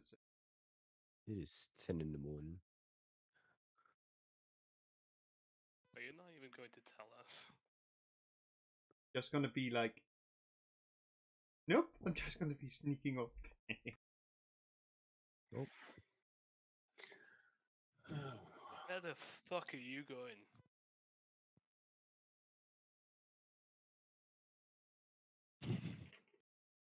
And No. Sven does not see you sneaking. Probably, unless your stealth check really sucks. I don't know that you can actually roll a check. Probably. Yeah, I mean, there was an 8. You all see her immediately, like a ninja running up behind the trees, trying to hide, and just like she's clearly trying to sneak up on something. But yeah, what would you guys like to do? Just gonna shout, just fuck you doing? We can see you. I'm not sure Sven would do that. Very sneaky. Just like, I wasn't planning to do this many checks. I think Svenja would also try and just not maybe move closer, but at least just be sneaky and try not pull attention to herself. That would be 11 on a stealth check. Try and hide behind a tree or a snow ridge or shit like that. Okay, yeah, as you kind of follow behind Camilla and start hiding behind the trees, you're not entirely sure what you're hiding from, but as you get closer, you do start to notice that she is moving towards the little ruins that are not too far away from the river. However, go on, you're just waltzing right through. I'm going to follow a bit behind, not even try to be stealthy, and pull out my halberd. I'm Yeah. going to cast Maid's Armor and go in the same direction a bit apart from them. I'll tag along with Jormund and pull out my CX. Someone is living their life dangerous. You call that a knife? That's not a knife. This is a knife. Pulls out my warhammer. But it's not Aren't you 40k. too young to have that reference, guys? Seriously? I'm not that old. What? Crocodile Dundee? It's like ancient, man. Ancient but man. it's Oh. classic. Oh no, I'm Eh, blind. okay. I agree. So, Camilla, what are you seeing? Svenja would try and whisper to Camilla. Amazing, everything is black. Oh. Yeah. Oh. Oh. Just points Oh. up. Points up. Oh, Creatures at the no. ruin. Tournament. I want to be Shepherd. Shepherd's like got the coolest token of all of us. That's just not fair. Yeah, well, sucks for you. Well, take 2 level in Druid, and then you can turn Shepherd. Yeah. Don't be you, be Shepherd. That's our Holy plan. shit, guys. God this damn it. moose- That's what we should have done. We should have all had 2 levels in Druid and just turned into Shepherd. But we're level 1. No. We're level 1. Look, I'm not turning into a dog. Okay, so there is chance for redemption yet. That's what. Right. And as you guys approach, and all of you will now see these troglodytes in the distance, these strange looking creatures that they, Oh no. yeah, as kind of easy to, well, hard to describe. Holy shit, sorry, it opened up HUDs automatically and blown up my whole screen. But you guys will basically have a surprise round as you see there are a bunch of these creatures. They're all over the place. They seem to be all along the ridge line and just they seem to be like scavenging, trying to dig things up from around these ruins and behind the rocks. And you see the bridge not too far away. So yeah, uh, everyone roll for initiative, and you will have a surprise round. Can Shepard get the poisoned condition removed? Oh, yeah, you should. Okay, I'll do that. Like, do that. So is initiative also a disadvantage? It counts as ability check. It's an ability check, so Yeah. yes. Great.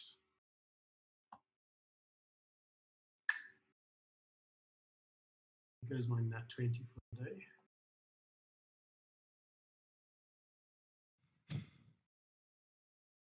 And 20 and you didn't even get it.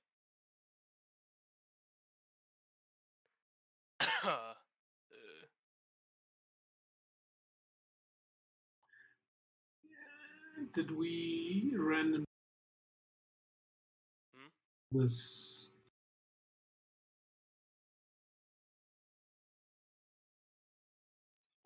Oh, my freaking game crashed. Oh, Okay, 5 minute break while we roll for initiative. And I get back on.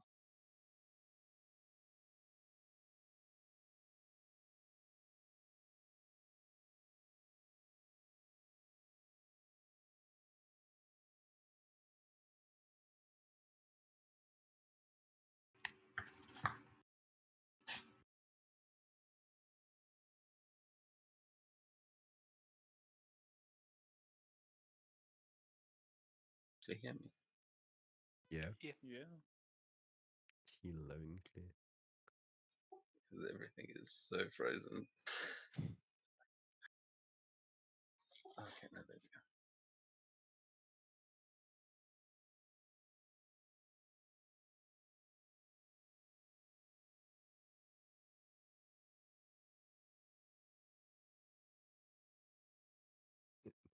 The dog equals MVP.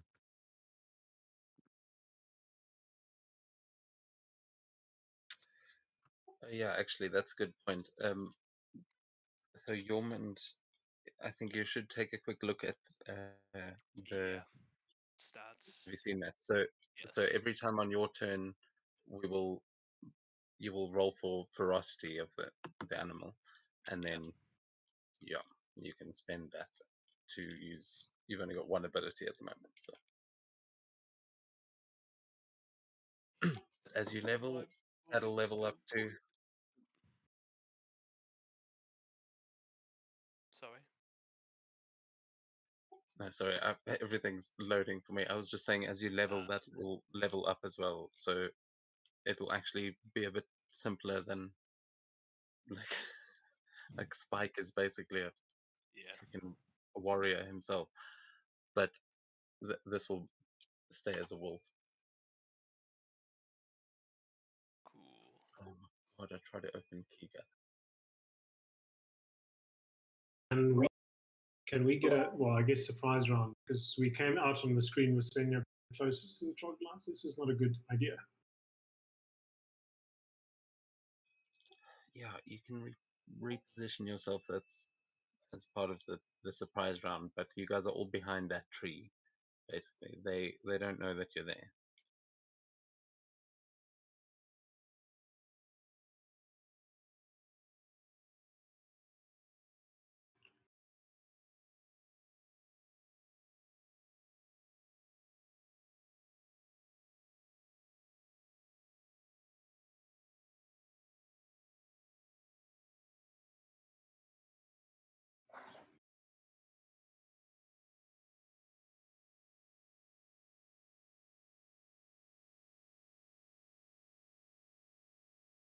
That's a lot of them. Yes. Oh yes. I just realized also you guys may not be familiar with minions. So when you see like a shit ton of enemies, don't worry, they're not all your regular enemies. We are going to be using minions which basically have hit points, but if you hit them once, they go down. Um, so yeah, it's dangerous to get swarmed by them. They're dangerous in numbers, but one on one, they're not much of a threat. So to anyone, hitting them once will take them down. If you do enough damage to exceed their hit points, you could like potentially cleave through one and hit another and take out two in one swing. But you'll understand that as we play. This big dude with the stick, is he the boss monster? Guess we'll find Yeah, so out. that is an armored troglodyte. That one is a little bit different from the others and is not a minion. So uh, that's generally how it'll be. They'll generally be like the creatures that are being followed, and then all the little minion followers. And yeah, the big threat is those guys.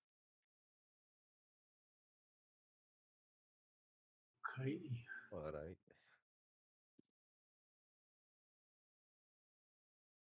Okay, I'm nearly back in.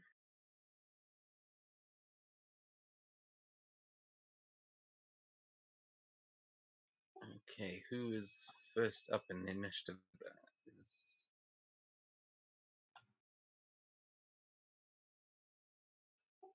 Carmilla. I think we are going to be kicking things off with you at the top of the round, and yeah, you've got a surprise round. What would you like to do?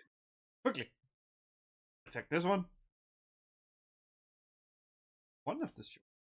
Come on. Nope. Oh well. Pussy Hiffer. Oh well. Could we have a second one?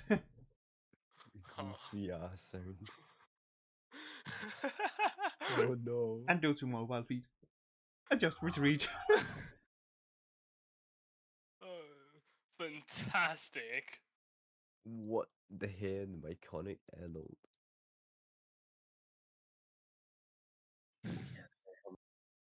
Is So is everyone that got a crab? giant rabbit on this? I see a rabbit. Well, that's definitely crab in here. My favorite enemy, the hare. You know, challenge rating 20, 25. I don't have them. This is a glitch. I don't know how to get rid of it. The hair. Oh, the back. Where here? Oh wow. Sorry guys, this is rough. It's all Fine. good. We'll just play with the hair and the Mykonids adult on our screen. I think does that at least make them disappear? Or they like transparent now? That's No, still. no. On screen, where was that resync with GM? Which was millions of buttons? Was Yeah. it? Yeah, the resync with GM is right, but it's broken for the GM too, so that doesn't help. Oh, well, I've found it once and I can't find it again. That's It should be right considering. above your chat, like above the language bar. But Yes, there we go. Perfect. yeah, I'm.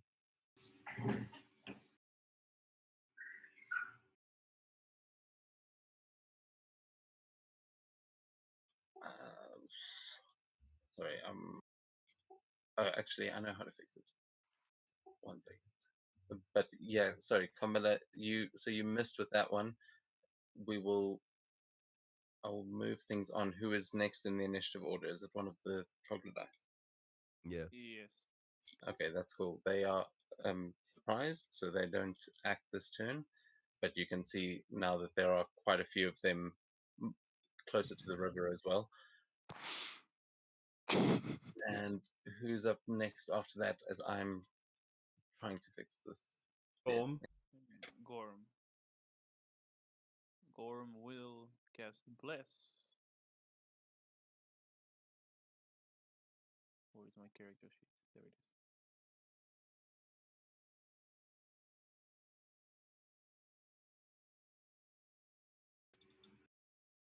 Cast Bless on myself, Yormund, and Carmilla.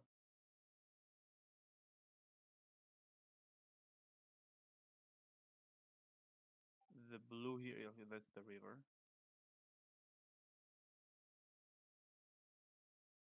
And I'll move myself, but still my turn, so for now it is all I'll do.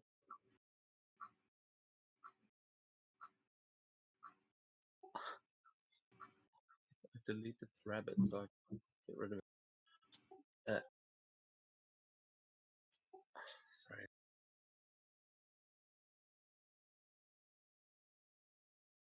Okay, so There we go. you can move as Yeah, well. that's it. End turn. Okay. Then Svenja, you're up. Okay, so Svenja.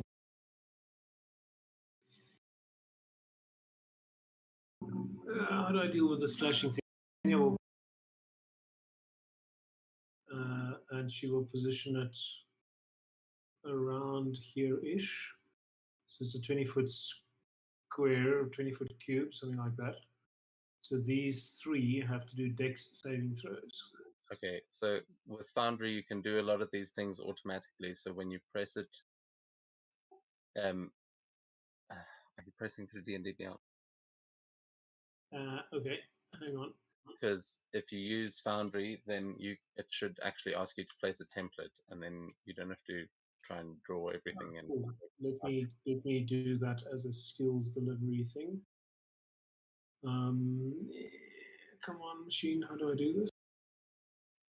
Edit spell, delete spell. How do I cast it? you just cast, like, if you hover over the actual icon, it should give you a little dice you can click. Ah, there we go. First level, confuse, cast. Okay. Yeah, now you see you can place a measured template there from the chat, and Cool. now you see that it actually prompts me, and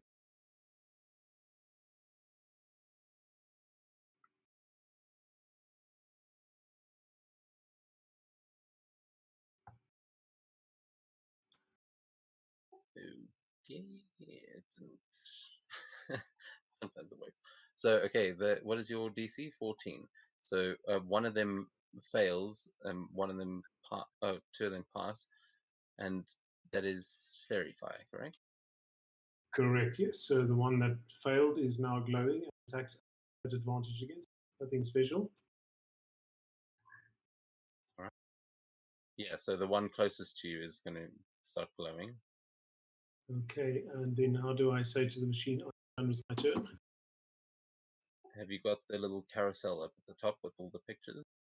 I do, yep. If you go to the right-hand side, you should be able to click the arrow and end your turn. Next turn. There we go. Perfect. Yeah. I'm learning. Yeah. Oh boy. Right. This. Okay. Right. Thank you, the animation thing. So Mikil is gonna move down here. How far away is that? Oh, he's gonna target that, and then he'll throw a firebolt.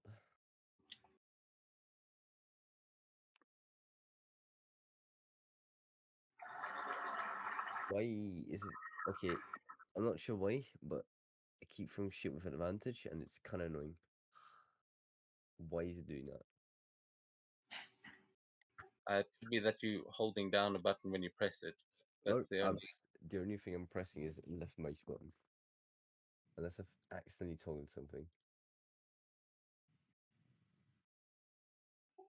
Yeah, I don't know. I don't know what that could be. I don't understand. There's nothing. Well, It's all right. We'll fix it for next time. You feeling that was a good meal? First expedition. Fuck it. It's level 1. How much of a difference can it really make? Let's go. Right. Critical attack. Yes. All right, and that is a kill. As you just blast one of these things. Describe for me how you kill the first one. I'll run around the corner, see just scan around which one seems to be the most, I guess, exposed, and then I'll just fucking lob it like you'd lob a baseball ball. Fastball. Yeah, just for a fastball. Nice, and yeah, you connect with it. You hear it hissing and like screaming in Draconic as it just burns, and it is dead. Is that your turn? Yes. All right, that will take us to Shepherd, and I will get rid of the poison. E. There Run up. Bite.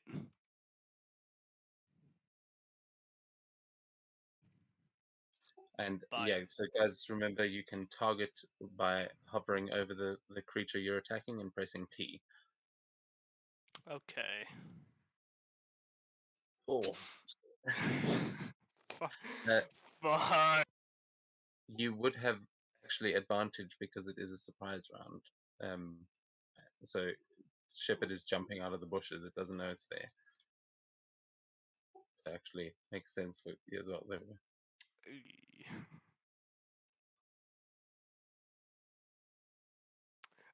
Okay. Great. All right, yes. So the Shepherd runs out and starts mauling one of these things, just taking it down to the ground, and there is just now blood spraying across the snow as it just starts ripping its throat out. Fantastic. Yeah, so And did you roll for both of you? Oh, okay. Just in no. future, you can just roll your turn, and then the Shepherd can act on your turn as well. But Oh, okay. And then I'll just have him sit. right, Use the wall cover. and then you can also roll 1d4 for me. It'll just be a straight 1d4 for this one Oh to yeah. do its ferocity. Uh-oh. Okay, so now on Shepard's character sheet, you can see in his inventory there's a ferocity points thing. You can open that and just add the quantity, make it 4, and then it's easier to track once there's actually a number in there. There. If you like edit it and then you Yeah. add 4, There you go. because then you can just control it in the sheet once there's a number. E. Okay, cool. So he starts growling as he's getting some bloodlust going, and taking us on to you, Yeoman.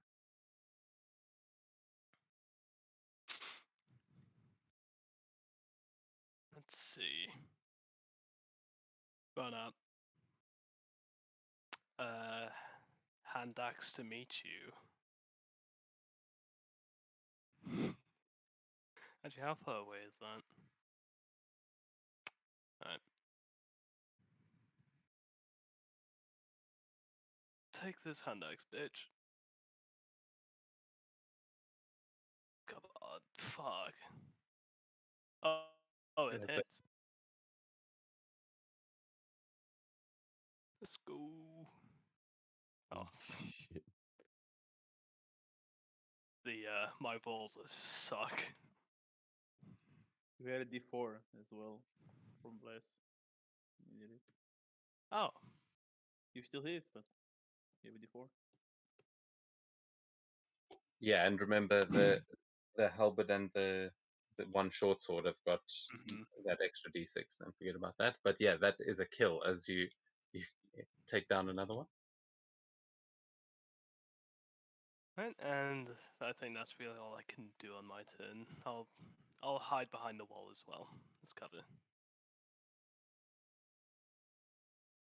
Okay, nice. That will take us on to Ursula.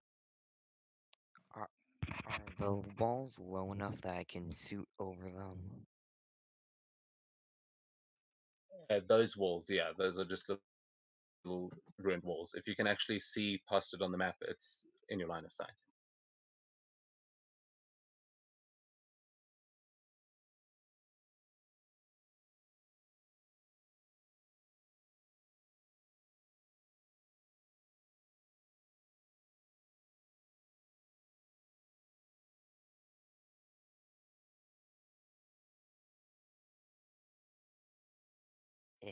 Things being stubborn.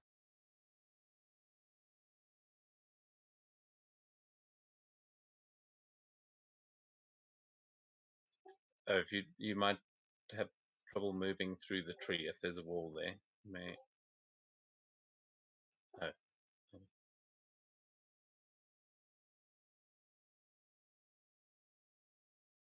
Got a ray of frost to the fairy fire one.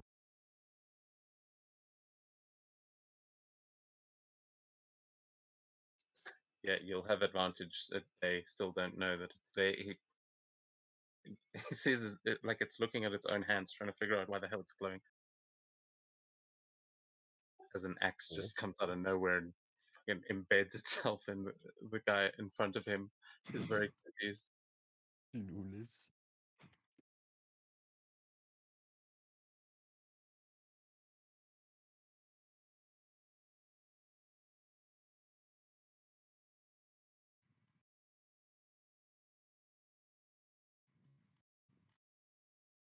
Oh shit! Yeah, that is definitely a hit.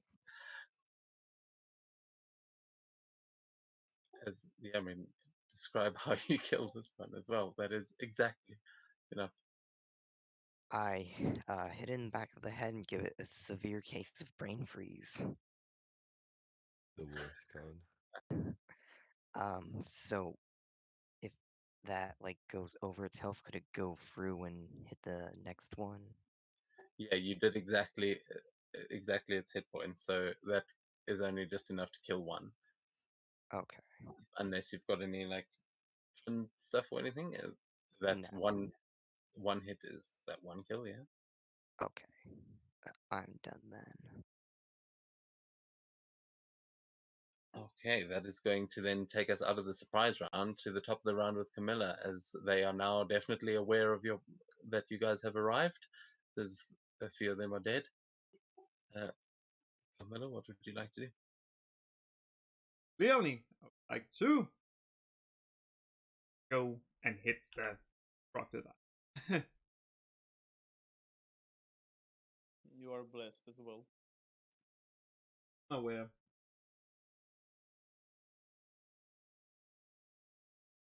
That hits. Oh, nice. Why not?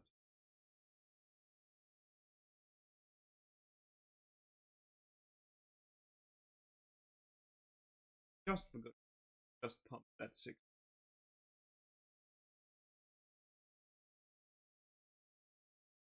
Ooh. Second show.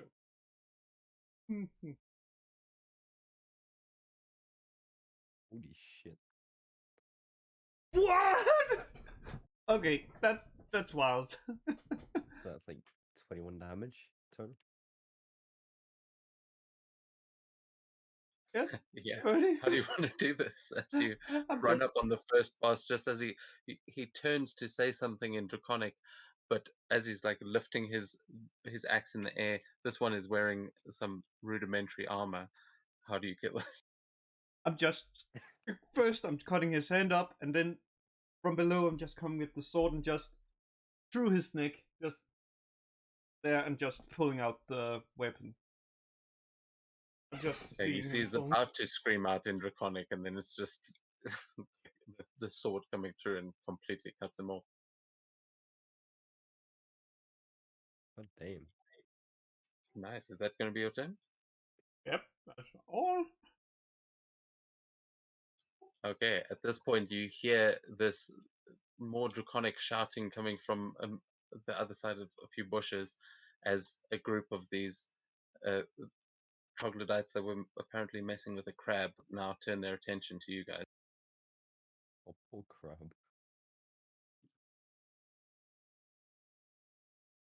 as you see them now all rushing out, wielding, well, claws. Really, they all just start rushing towards you like animals, and that is going to be about as far as they can get. Yeah, they'll bash this little group.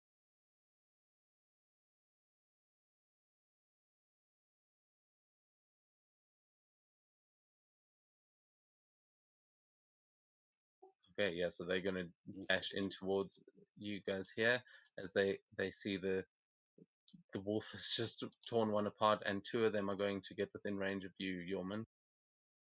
So they're going to make attacks with their claws.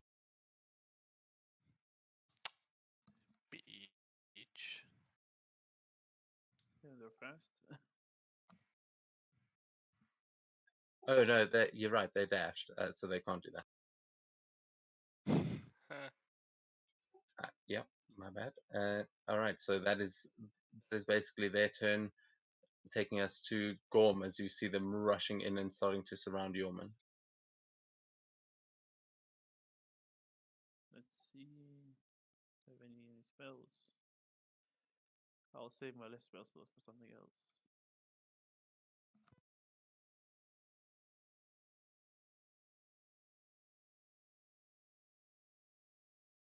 I can move right here and smack him with my hammer.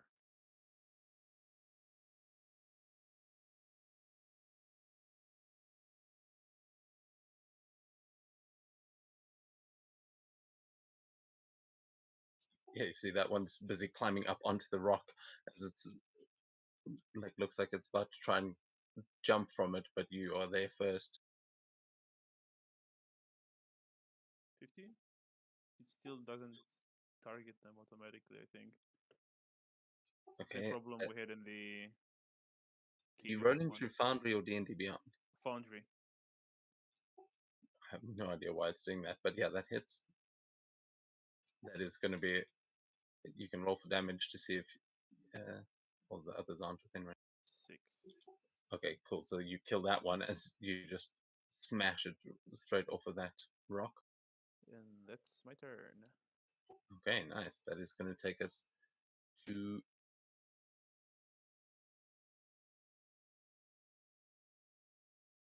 Okay, so that you will now see more of these troglodytes starting to join as they start crawling their way down the walls here. You'll see one approach the sort of side as it is standing up at the top, screaming, and you see them just crawling down the side of this cliff. That is going to be them. Svenja, you see this? What are you doing?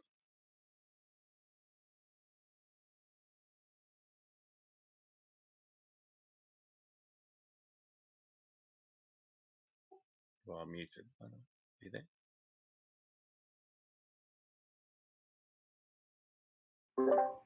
And she's going to move forward a little bit. And I guess how do I do that? Machine. Why am I not getting the token to move? I think you're Probably measuring maybe on the distance. wrong You need to sheet. select the token, then move it. Yeah, that's what I thought I am. That you've got you selected the little person and then the square next to it. I think you might be on the ruler.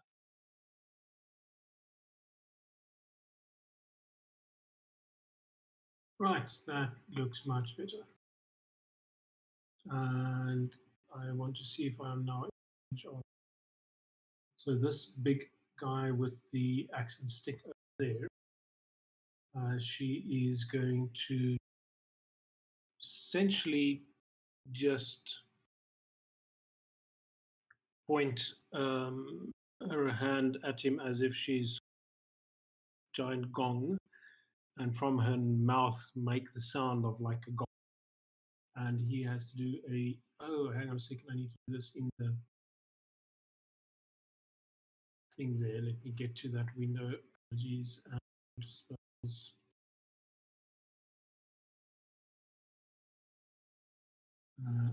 Wait, getting there. Target that one. And it's all the dead. Let's see if I got that one right.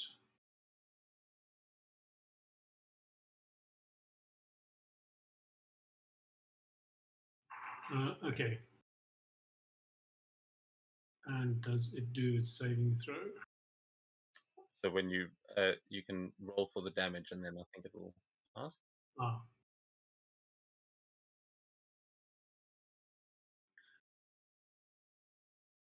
Okay, so it does make it.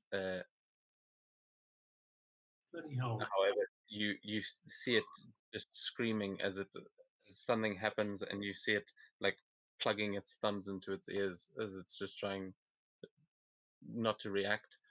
But yeah, unfortunately, that is no good. So yeah, Okay. no damage on the save. That is her turn. Okay, yeah. So you can now definitely see those ones as Svenja has targeted that one. You hear the screaming from that one on the mountain.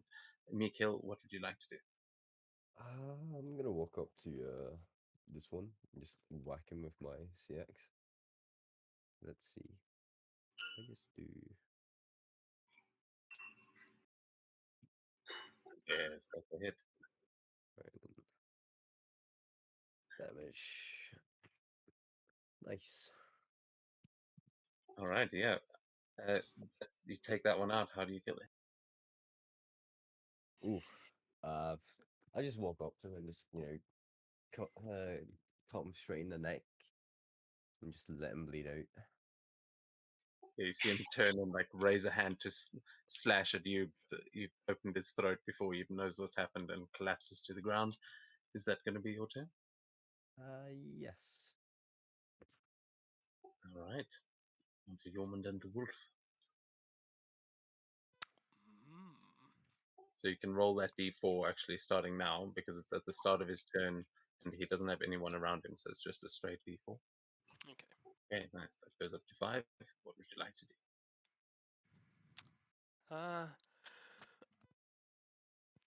I would.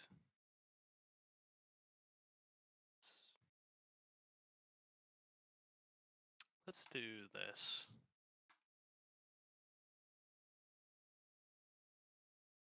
So he takes that action and then bites.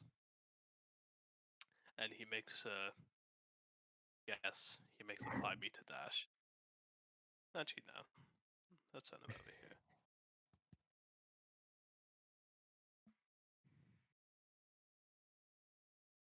Bites. Where's. There it is.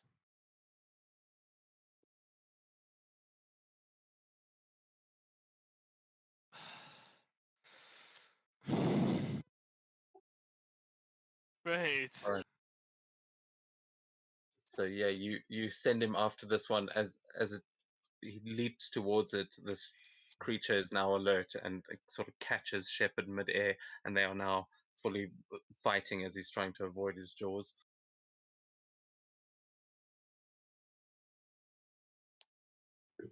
Oh, I don't think he can do anything else.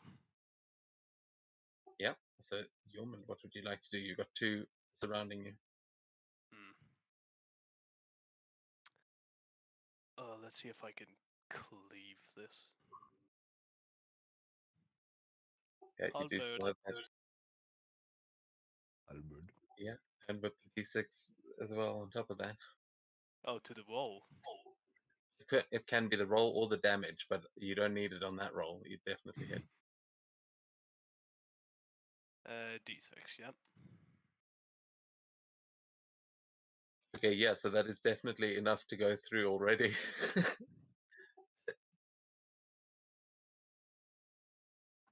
12 damage. Okay, yeah, so that is enough to cleave through both of them. How do you how do you kill them? Just as soon as they approach, sort of just reach for my halberd and with a spin, pull it out and just cleave both of them along the hip. Well, it's a classical spin it to win it video game move. Yes, exactly. fuckers are Except it's Beyblade. like an 8-foot halberd. You know, Yeoman's clearly gotten access to Dark Souls somehow. His taking these wide swings, and it works as you see the the like bigger one in front of you like look at you with fear in its eyes as you slice two in half. Is that going to be your turn? Still got your movement. I look at it and just let out the most fucking the raspiest, most throat burning, deafening scream I can. Okay, yeah, you can make an intimidation check, and I'll say it's just a straight roll for this one because you would have advantage. Yeah. You see some little lizard shits on the floor behind him. But, he's he's not looking too happy about this. But is that your turn? Yeah, that's my turn. Okay, that is going to take us onto these ones over here, as the one is going to attack Shepherd as it is in that fight.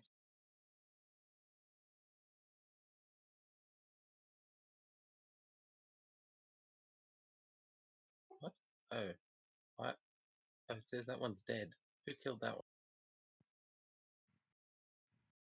Carmilla. Yeah, it I was mean, the blending one with one that Shepherd's attacking. Did someone kill that one? Oh no, No, no. That one's still still. Oh, okay. Huh. For some reason, it was marked as dead. Cool.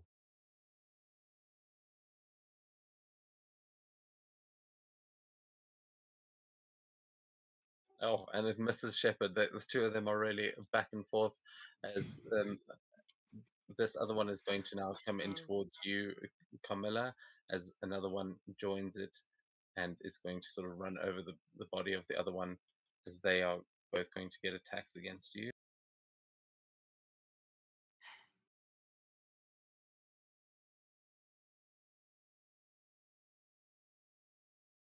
Oh, gotta love the random name generator on this forge thing.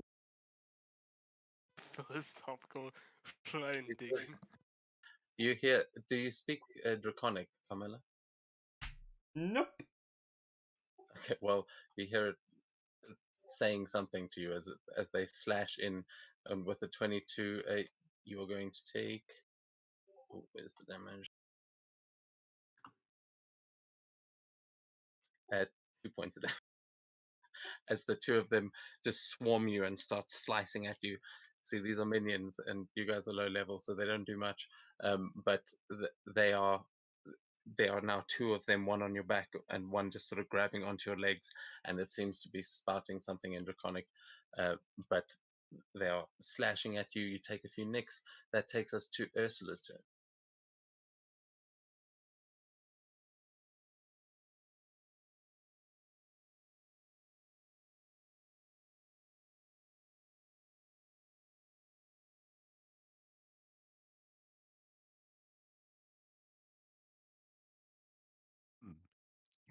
Ray of Frost, the bleeder guy.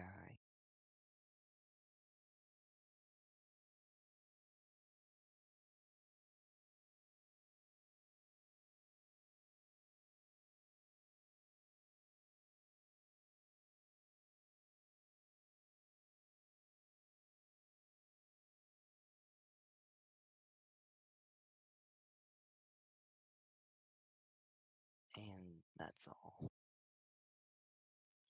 Okay, nice. So as you hit him, what is the other effect of Ray of Frost? You Reduces their speed by 10 feet. Okay, nice. Yeah, so you see him like looking scared, and then immediately starts shivering even more as you hit him with that.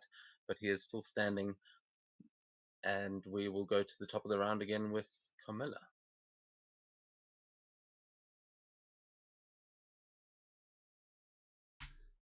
Perfect. Let's. Mm-hmm. First. Back.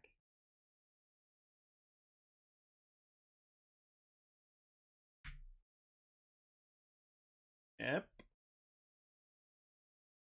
Hit.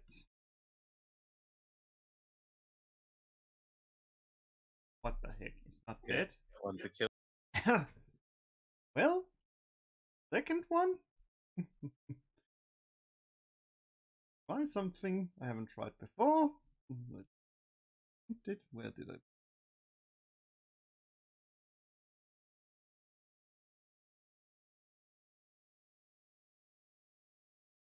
Gonna just bite into the other one with the action. Thanks. Oh shit, okay, yeah. Try biting back. Oh, Apparently his skin is too thick. Yeah, this troglodyte hide is actually, you know, that is actually worth something. As you bite into it, you realize why it is quite tough. And he is now about to try and bite you back. Potentially. But he has to catch me first. And because I'm mobile, can't do anything. Okay, nice. Yeah, he snaps at you, but just misses And I'm completely. clever. And using the last hint, get up in a tree. For climbing speed, I do not need to make a roll. Nice. So you are up in the tree, and that is going to take us on to this shivering guy over here, who he's going to. Yeah, he's going to actually. then wash, yeah. You see him pull out a sword, and just he's going to run the other way, as he's going to try and run past Mikil and slash at him as he goes, as he's just trying to reposition, but he's going to take an attack against you, trying to get the fuck away from Yormund.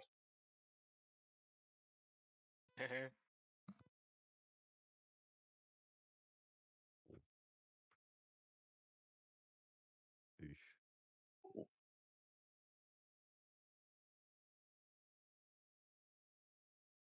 Okay, you take 4 points of slashing damage as he runs past and slashes into you. Oh, let me actually see. This one's got multi-attack. Wait, what? Yeah, so if it uses its longsword, it's 2, so it's going to make it a double against you. Oh boy. And okay. Hmm. Oh, oh, I guess I'm just unlucky. Ay, ay. oh my god. Okay. So yeah, as you see this thing just like screech out in Draconic, start running away from Yormund, it takes this like figure of 8 the swing as it's just like whirling the blade around it. And Mikil, you just see it at the last second as you try and raise your sax to block it. One cuts you in the arm, and then the other slash just comes right down across your chest, and you immediately fall down into the snow as it runs past you. And it can't get that far. Let me see. Yeah, it's reduced by 10 feet, so it can literally only get 5 feet further. But I think that brought you down, right? Yeah. So love level 1. Okay.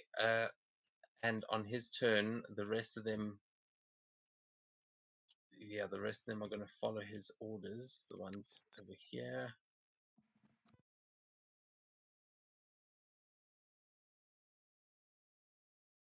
They're moving down towards the bridge. And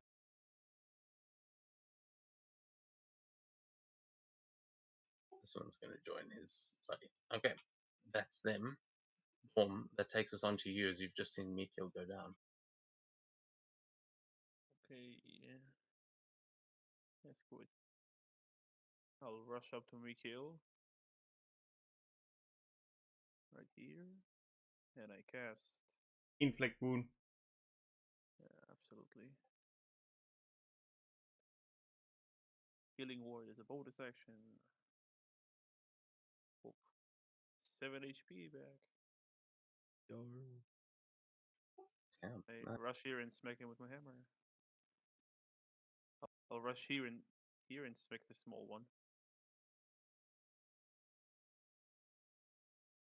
Okay, nice. Yeah, Mikil, as quickly as you've gone down, you feel this magic surge over you, and you start breathing again. You're actually not feeling too bad as you hear Gorm rush past you and swing that hammer. Let's see.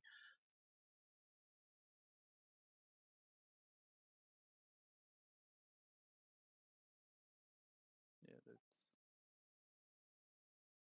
that was wrong. Now I can attack again.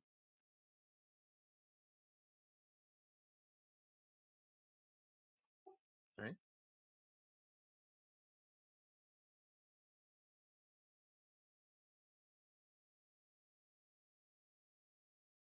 Oh yeah, I miss. Oh yeah, that one just turns around and just manages to block you with one of those wild swings with the sword, and you're kind of trying to avoid getting hit by that as you get in close. But is that going to be your turn? Yeah. Okay, then that takes us to the one up on the mountain who they are going to keep. They are going to continue to descend.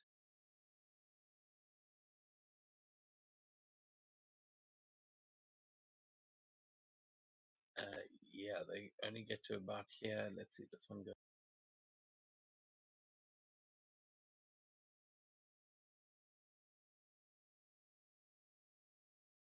Yeah, you can smell them coming before you see them, but there are quite a few of them, and they're only able to get about there, except for this one who is going to sort of chase after Svenja. I mean, chase after Carmilla, and run right past you, Yormund, as you will get an attack of opportunity as this one is trying to chase after the one that it was just trying to bite.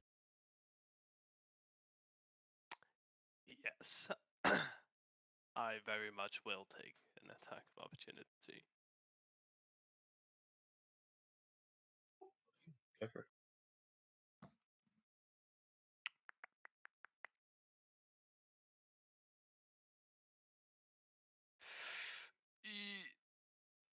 Oh, Okay. excellent.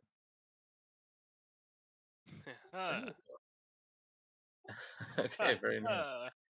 As this thing just runs past and tries to vault over the wall, the halberd it just doesn't see it coming at all, and you just cleave this thing's head clean from its body as it keeps scrambling just into the dirt, but its head goes thumping into it, and yeah, it is at the base of the tree, just skidded there.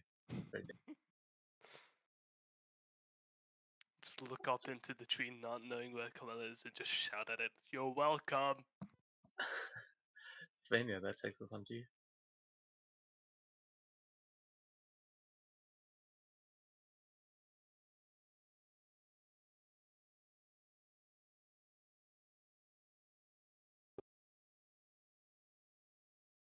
Sorry, struggling with the unmute button. Got it, done. And she will whisper to the. So you'll hear these whispers coming through his mind, sort of saying that, "Are you sure that you can win this? The way you run would suggest that you are hurt and you're not going to be able to survive this fight." And see what happens as she casts dissonant whispers.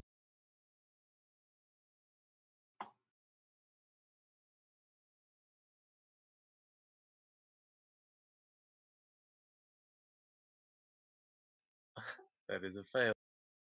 As you see it like looking around trying to figure out where that is, and it's just like smacking itself in the head, doesn't understand what is trying to get into its brain, and you see it kind of collapsing into the snow in pain as it is still alive. But are there any extra effects from dissonant whispers? Yes, it must use its reaction if available to away from, which I guess includes the dash action if it can take that action. Yeah, it doesn't know exactly what happened, but it knows where it comes from, so it's running away from Swinger. All right, yeah, it will definitely do that. Then it is going to it's to about here. As it just starts screaming and running as fast as it can towards the river. Yeah, And I mean, I don't know if they others will. Svenja screams at them, "Run away, cowards! Like your boss!" She's trying to intimidate them, I guess. okay. Yeah, you can give me an intimidation check on top of that, as I will say a straight roll as well. You don't have to. This won't be a disadvantage, because yeah, they are seeing their boss around. Where is There's still quite a lot intimidation? of them.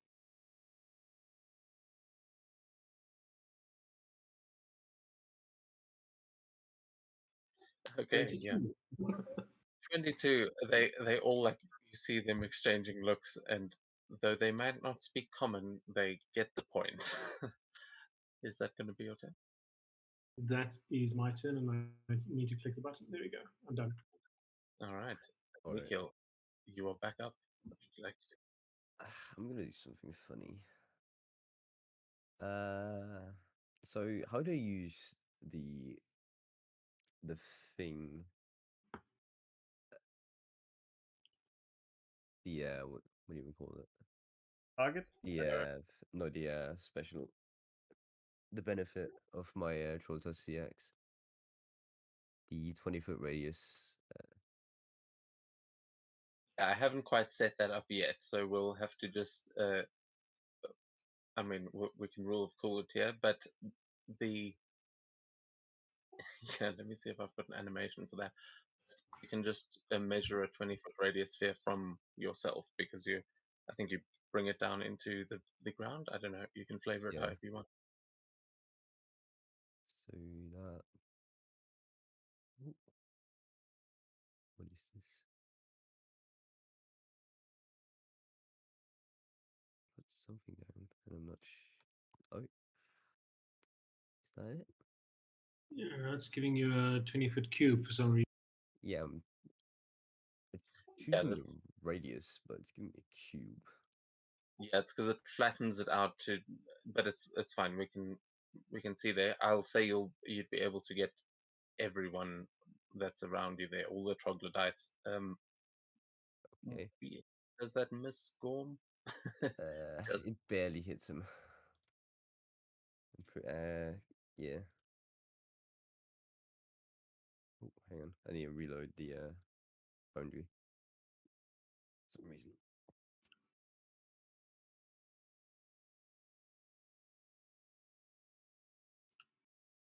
But yeah, the radius barely hits Gorm, sadly.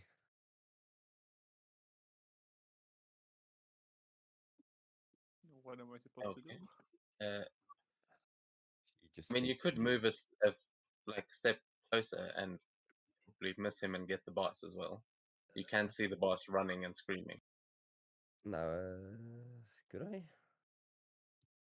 So maybe not. Yeah, actually, you could if you walked right in between the two of them. Oh no, then you'd miss the one next to Gorm. So yeah, Yeah. you can. Yeah, if you walked in there like that, you'd be able to miss Gorm just one step within melee range of those. All right. Guess we'll. Right. Okay. Okay. So what do they need to do again? Let's say. So I stick my CX into the ground, and then in a 20-foot radius, every creature takes 2d6 cold damage. Save on that. No, not according, not Okay. raw.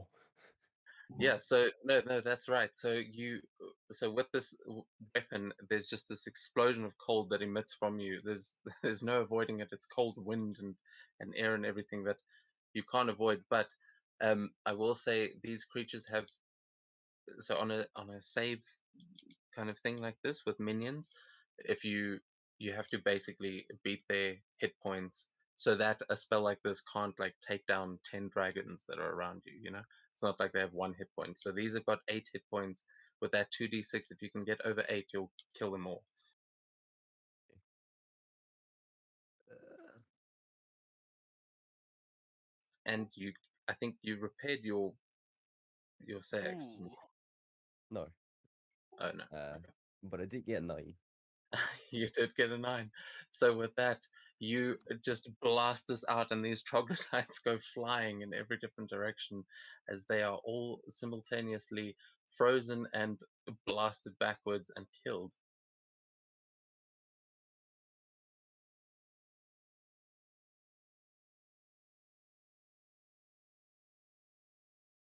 Oh, that was satisfying. So, yeah, with that explosion outwards from you, congratulations. Yeah, you just wiped out quite a few.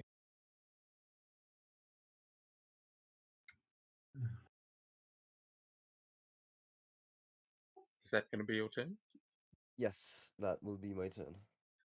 All right, nice. The shepherd's still fighting with this troglodyte.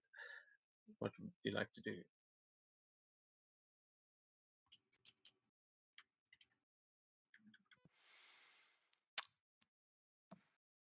I'm going to wait for it to stop freezing for one. Okay.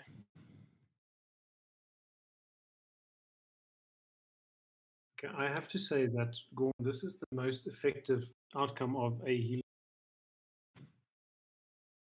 Yeah, good Bringing ratio. it back up. I was waiting for it. Yes, I Right. have AoE. There we go. Finally. Unmotivated javelin. Javelin. Isn't that Yevlon. Yevlon, isn't that devil? Well, it's dead now. So as you you just see it. Yeah, how does Shepherd? I mean, you can describe it for me. What does it look like when Shepherd kills this thing? From last round, the troglodyte just held its arm up and basically used that as a block for Shepherd, trying to sort of grab him and hold him from like the neck. He loses his arm, and then Shepherd just bites through into his neck and rips his throat out. Beautiful. Is Shepherd going to move anywhere after that? Yes, he is going to mosey on here. Okay, nice. So then that'll take us to Yormut. Yes. Let's roll a 1d4. Oh shit. Oh yeah, shit. So what is the threshold again? 10. 10. Yes, he's 2 away. Okay, yeah, that other last one really pissed him off. Alright, and for flavor, gonna run up and smash this guy's head in with the warhammer. Let's hope. There we go. Yeah, isn't it? Yep. And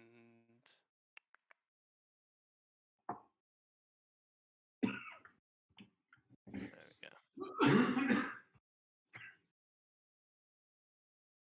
Yeah, you just run up, and as it's taking notice of Shepherd and turning to see it, this hammer just comes down on its head, crushes it down into the wall, and it is shattered. That one's dead. Is that going to be your turn? I'll move here. And that, yeah, that's it. Okay. Yeah, these guys are all dead. So, Ursula, that takes us to you.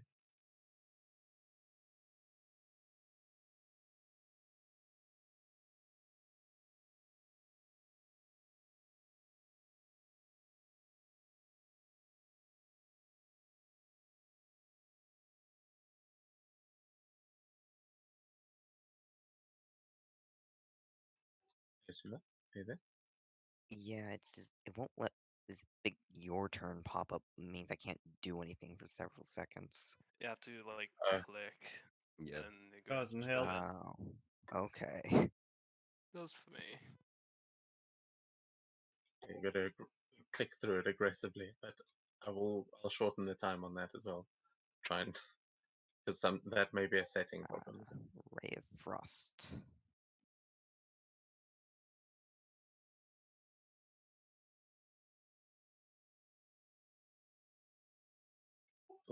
Yeah, which you going for the one that you froze before? Oh, Yep. that is a hit.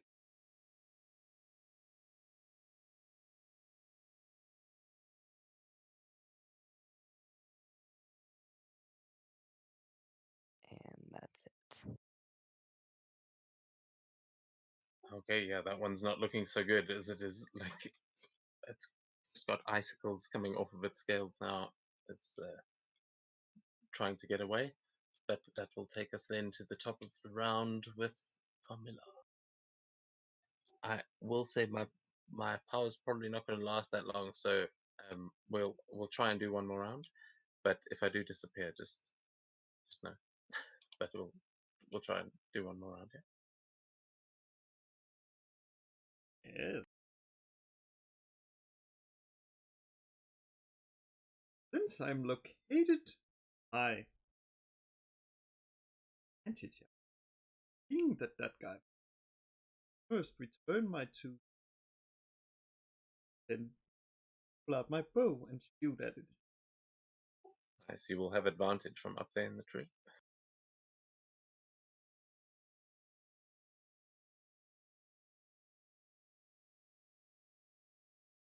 Yes.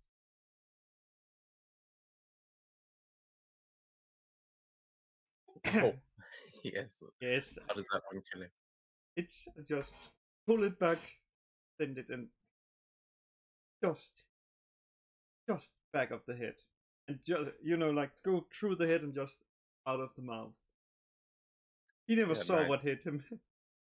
Yeah, you just see as he's like trying to run, he's frozen in place by the frostbolt, and as he's trying to break his leg free, the arrow just goes through the back of his head. He did not see it coming at all. Anything else? That brings us to the next person in. All right, yeah, that was supposed to be him and his minions, but once again, they are all dead. So, wait, is there anyone actually left? You guys see any more No. troglodytes? I think we may have killed them all. Hell yeah. Oh shit! There's like, Yeah, there's like You- something here. It's like 3. somewhere. But down there at the bottom, yeah, those Yeah. ones don't even know what's going on yet. Oh, poor sods. The others were running to try and alert them. So now, as you kind of look around to see if there are any left, you will hear that same sort of sound from the other side of the river, and you'll see one of them is kind of looking at you, but they have just seen. They just saw this explosion of snow, and then, like, as one of them is trying to look, he sees the sort of captain get murked. So you will see them immediately starting to like gather up and run.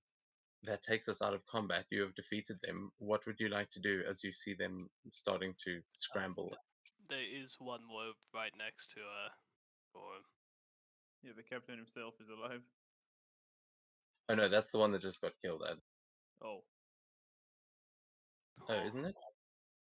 That's No, the one no, I hit with the ray that's of the one that frost. dies. This one is still alive. Oh, I thought. Oh, sorry, that was my bad. I thought you hit the captain with the arrow. I thought that's who got. My The far bad. one got hit with the arrow. Okay, I totally messed that up. That was my fault. Does anyone know who was next in the initiative? I'm next. Gorm. Okay, so yeah, you can take your turn. It's practically everyone unless it's him. I think he's supposed to be now, technically.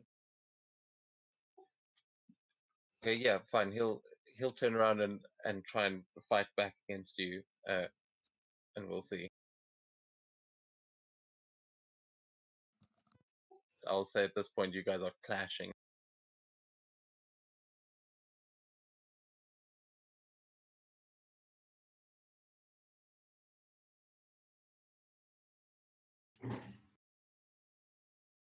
Okay, both of those miss as he turns and he swings twice. That's going to be his turn as he tries to hit you, and is facing you to try and take you down, but doesn't look like it's going so well.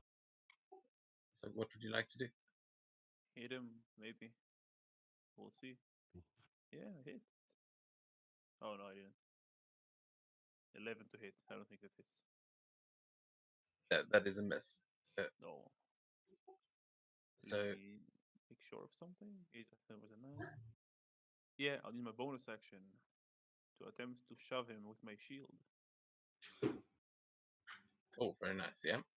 So Think is that a athletics. strength save from him? It is athletics from me and let's see. Yeah, it's also is a it- check, so I'm also disadvantage. Yeah. That poisons you. At Not this glad point, on this one. I will say at this point, 14. you guys have No, started to hallucinate. You're not sure how many of these things you've actually fought, some of you, but almost. that is it a strength save or an athletics check that he needs to make? I think an athletics check. He makes it an athletics or an acrobatics, whichever is higher. Okay, well, he got an 8, so he fails on that one, as you do manage to shove him. Yeah, so he's prone. Okay, yeah, so his foot was frozen in place, and then you knock him over with your shield. Anyone remember who was after Gorm? I think it was Svenja. She's going to just pull out her horn and blow this note through it as it told the dead, summon him to the grave. And he needs to do a DC 14 wisdom saving. That didn't look like it. Well, Yeah, it was this you rolled a D8 instead of a D12. Yeah, it rolled for some reason a D8, so can I just roll 1D12? So that would have been 9 damage. Okay. Okay, yeah, you see as he starts thrashing around on the ground, he's down at 1 hit point. Who's going to finish him off? It was after Sven, yeah. Okay, yeah. So I Okay, guess what was I'll after Sven? Yeah, you're up. I'll just go over to him and then stab him with my CX. Since he's prone, I got advantage, right? Yeah. Yeah. I'm just moving. I'll just moving the body up. It doesn't look like you're the dead one, Okay. but yeah, you've got advantage. A bit overkill, but sure. Yeah, there we go. Perfect. How do you want to do this? You see its head ringing from pain from the toll of death. So seeing as Svenja just called the dead upon this, I guess I could even call it poor troglodyte at this point, I take the advantage and then just run up and cleave his head off in a one fell swoop, one clean motion. And that you do, as that actually brings us out of combat and you've defeated the troglodytes. And that is where we're going to end tonight's session, and we will pick things up next week again. But I will say, because level 1 is like the first 3 levels are basically like tutorial levels, you guys all get a level up after this fight. Pog. Yay! perfect. My plan Awesome. worked. Okay, so by rough count, that was 22 troglodytes we killed in something like 3 rounds or 4 rounds. Mm-hmm. That feels good. Thank you, Devin, for making us feel good. The first level 1 fight that we ever walked out of feeling good. Yeah, I was worried a little bit for Mikio after that. Honestly. Yeah. Yes, down after one. Yeah. Remember. Look, Level so if we one. can meta game, If we can metagame immediately moods. yeah. So we're leveling up. Svenja does have healing. I'm going to keep it on her unless you think that you are going to be able to carry the full healing load. I did also notice how like good the maintain gear was, like just that extra D6. Huh. Down the boss, man. Like one hit. In one fucking turn. Just Look- imagine what I could have done with the hunt. Yes, Sven, yeah, I think an extra healing word in the party is never a bad idea. Yes. Okay, so we'll keep that on her then. Yay! That was awesome. Thank you, Devin. That has lifted my day significantly. So appreciate that. Thank you, everybody. That was great playing with all of you.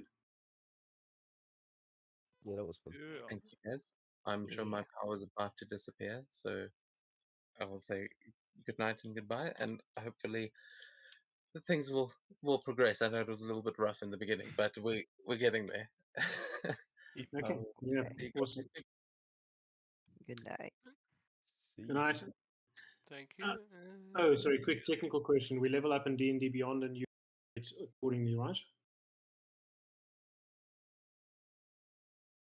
I think we may have lost him. opting Yeah, questions. you can import it. Okay. Let's Sweet. Beyond. See ya. Yep. Bye bye. Bye.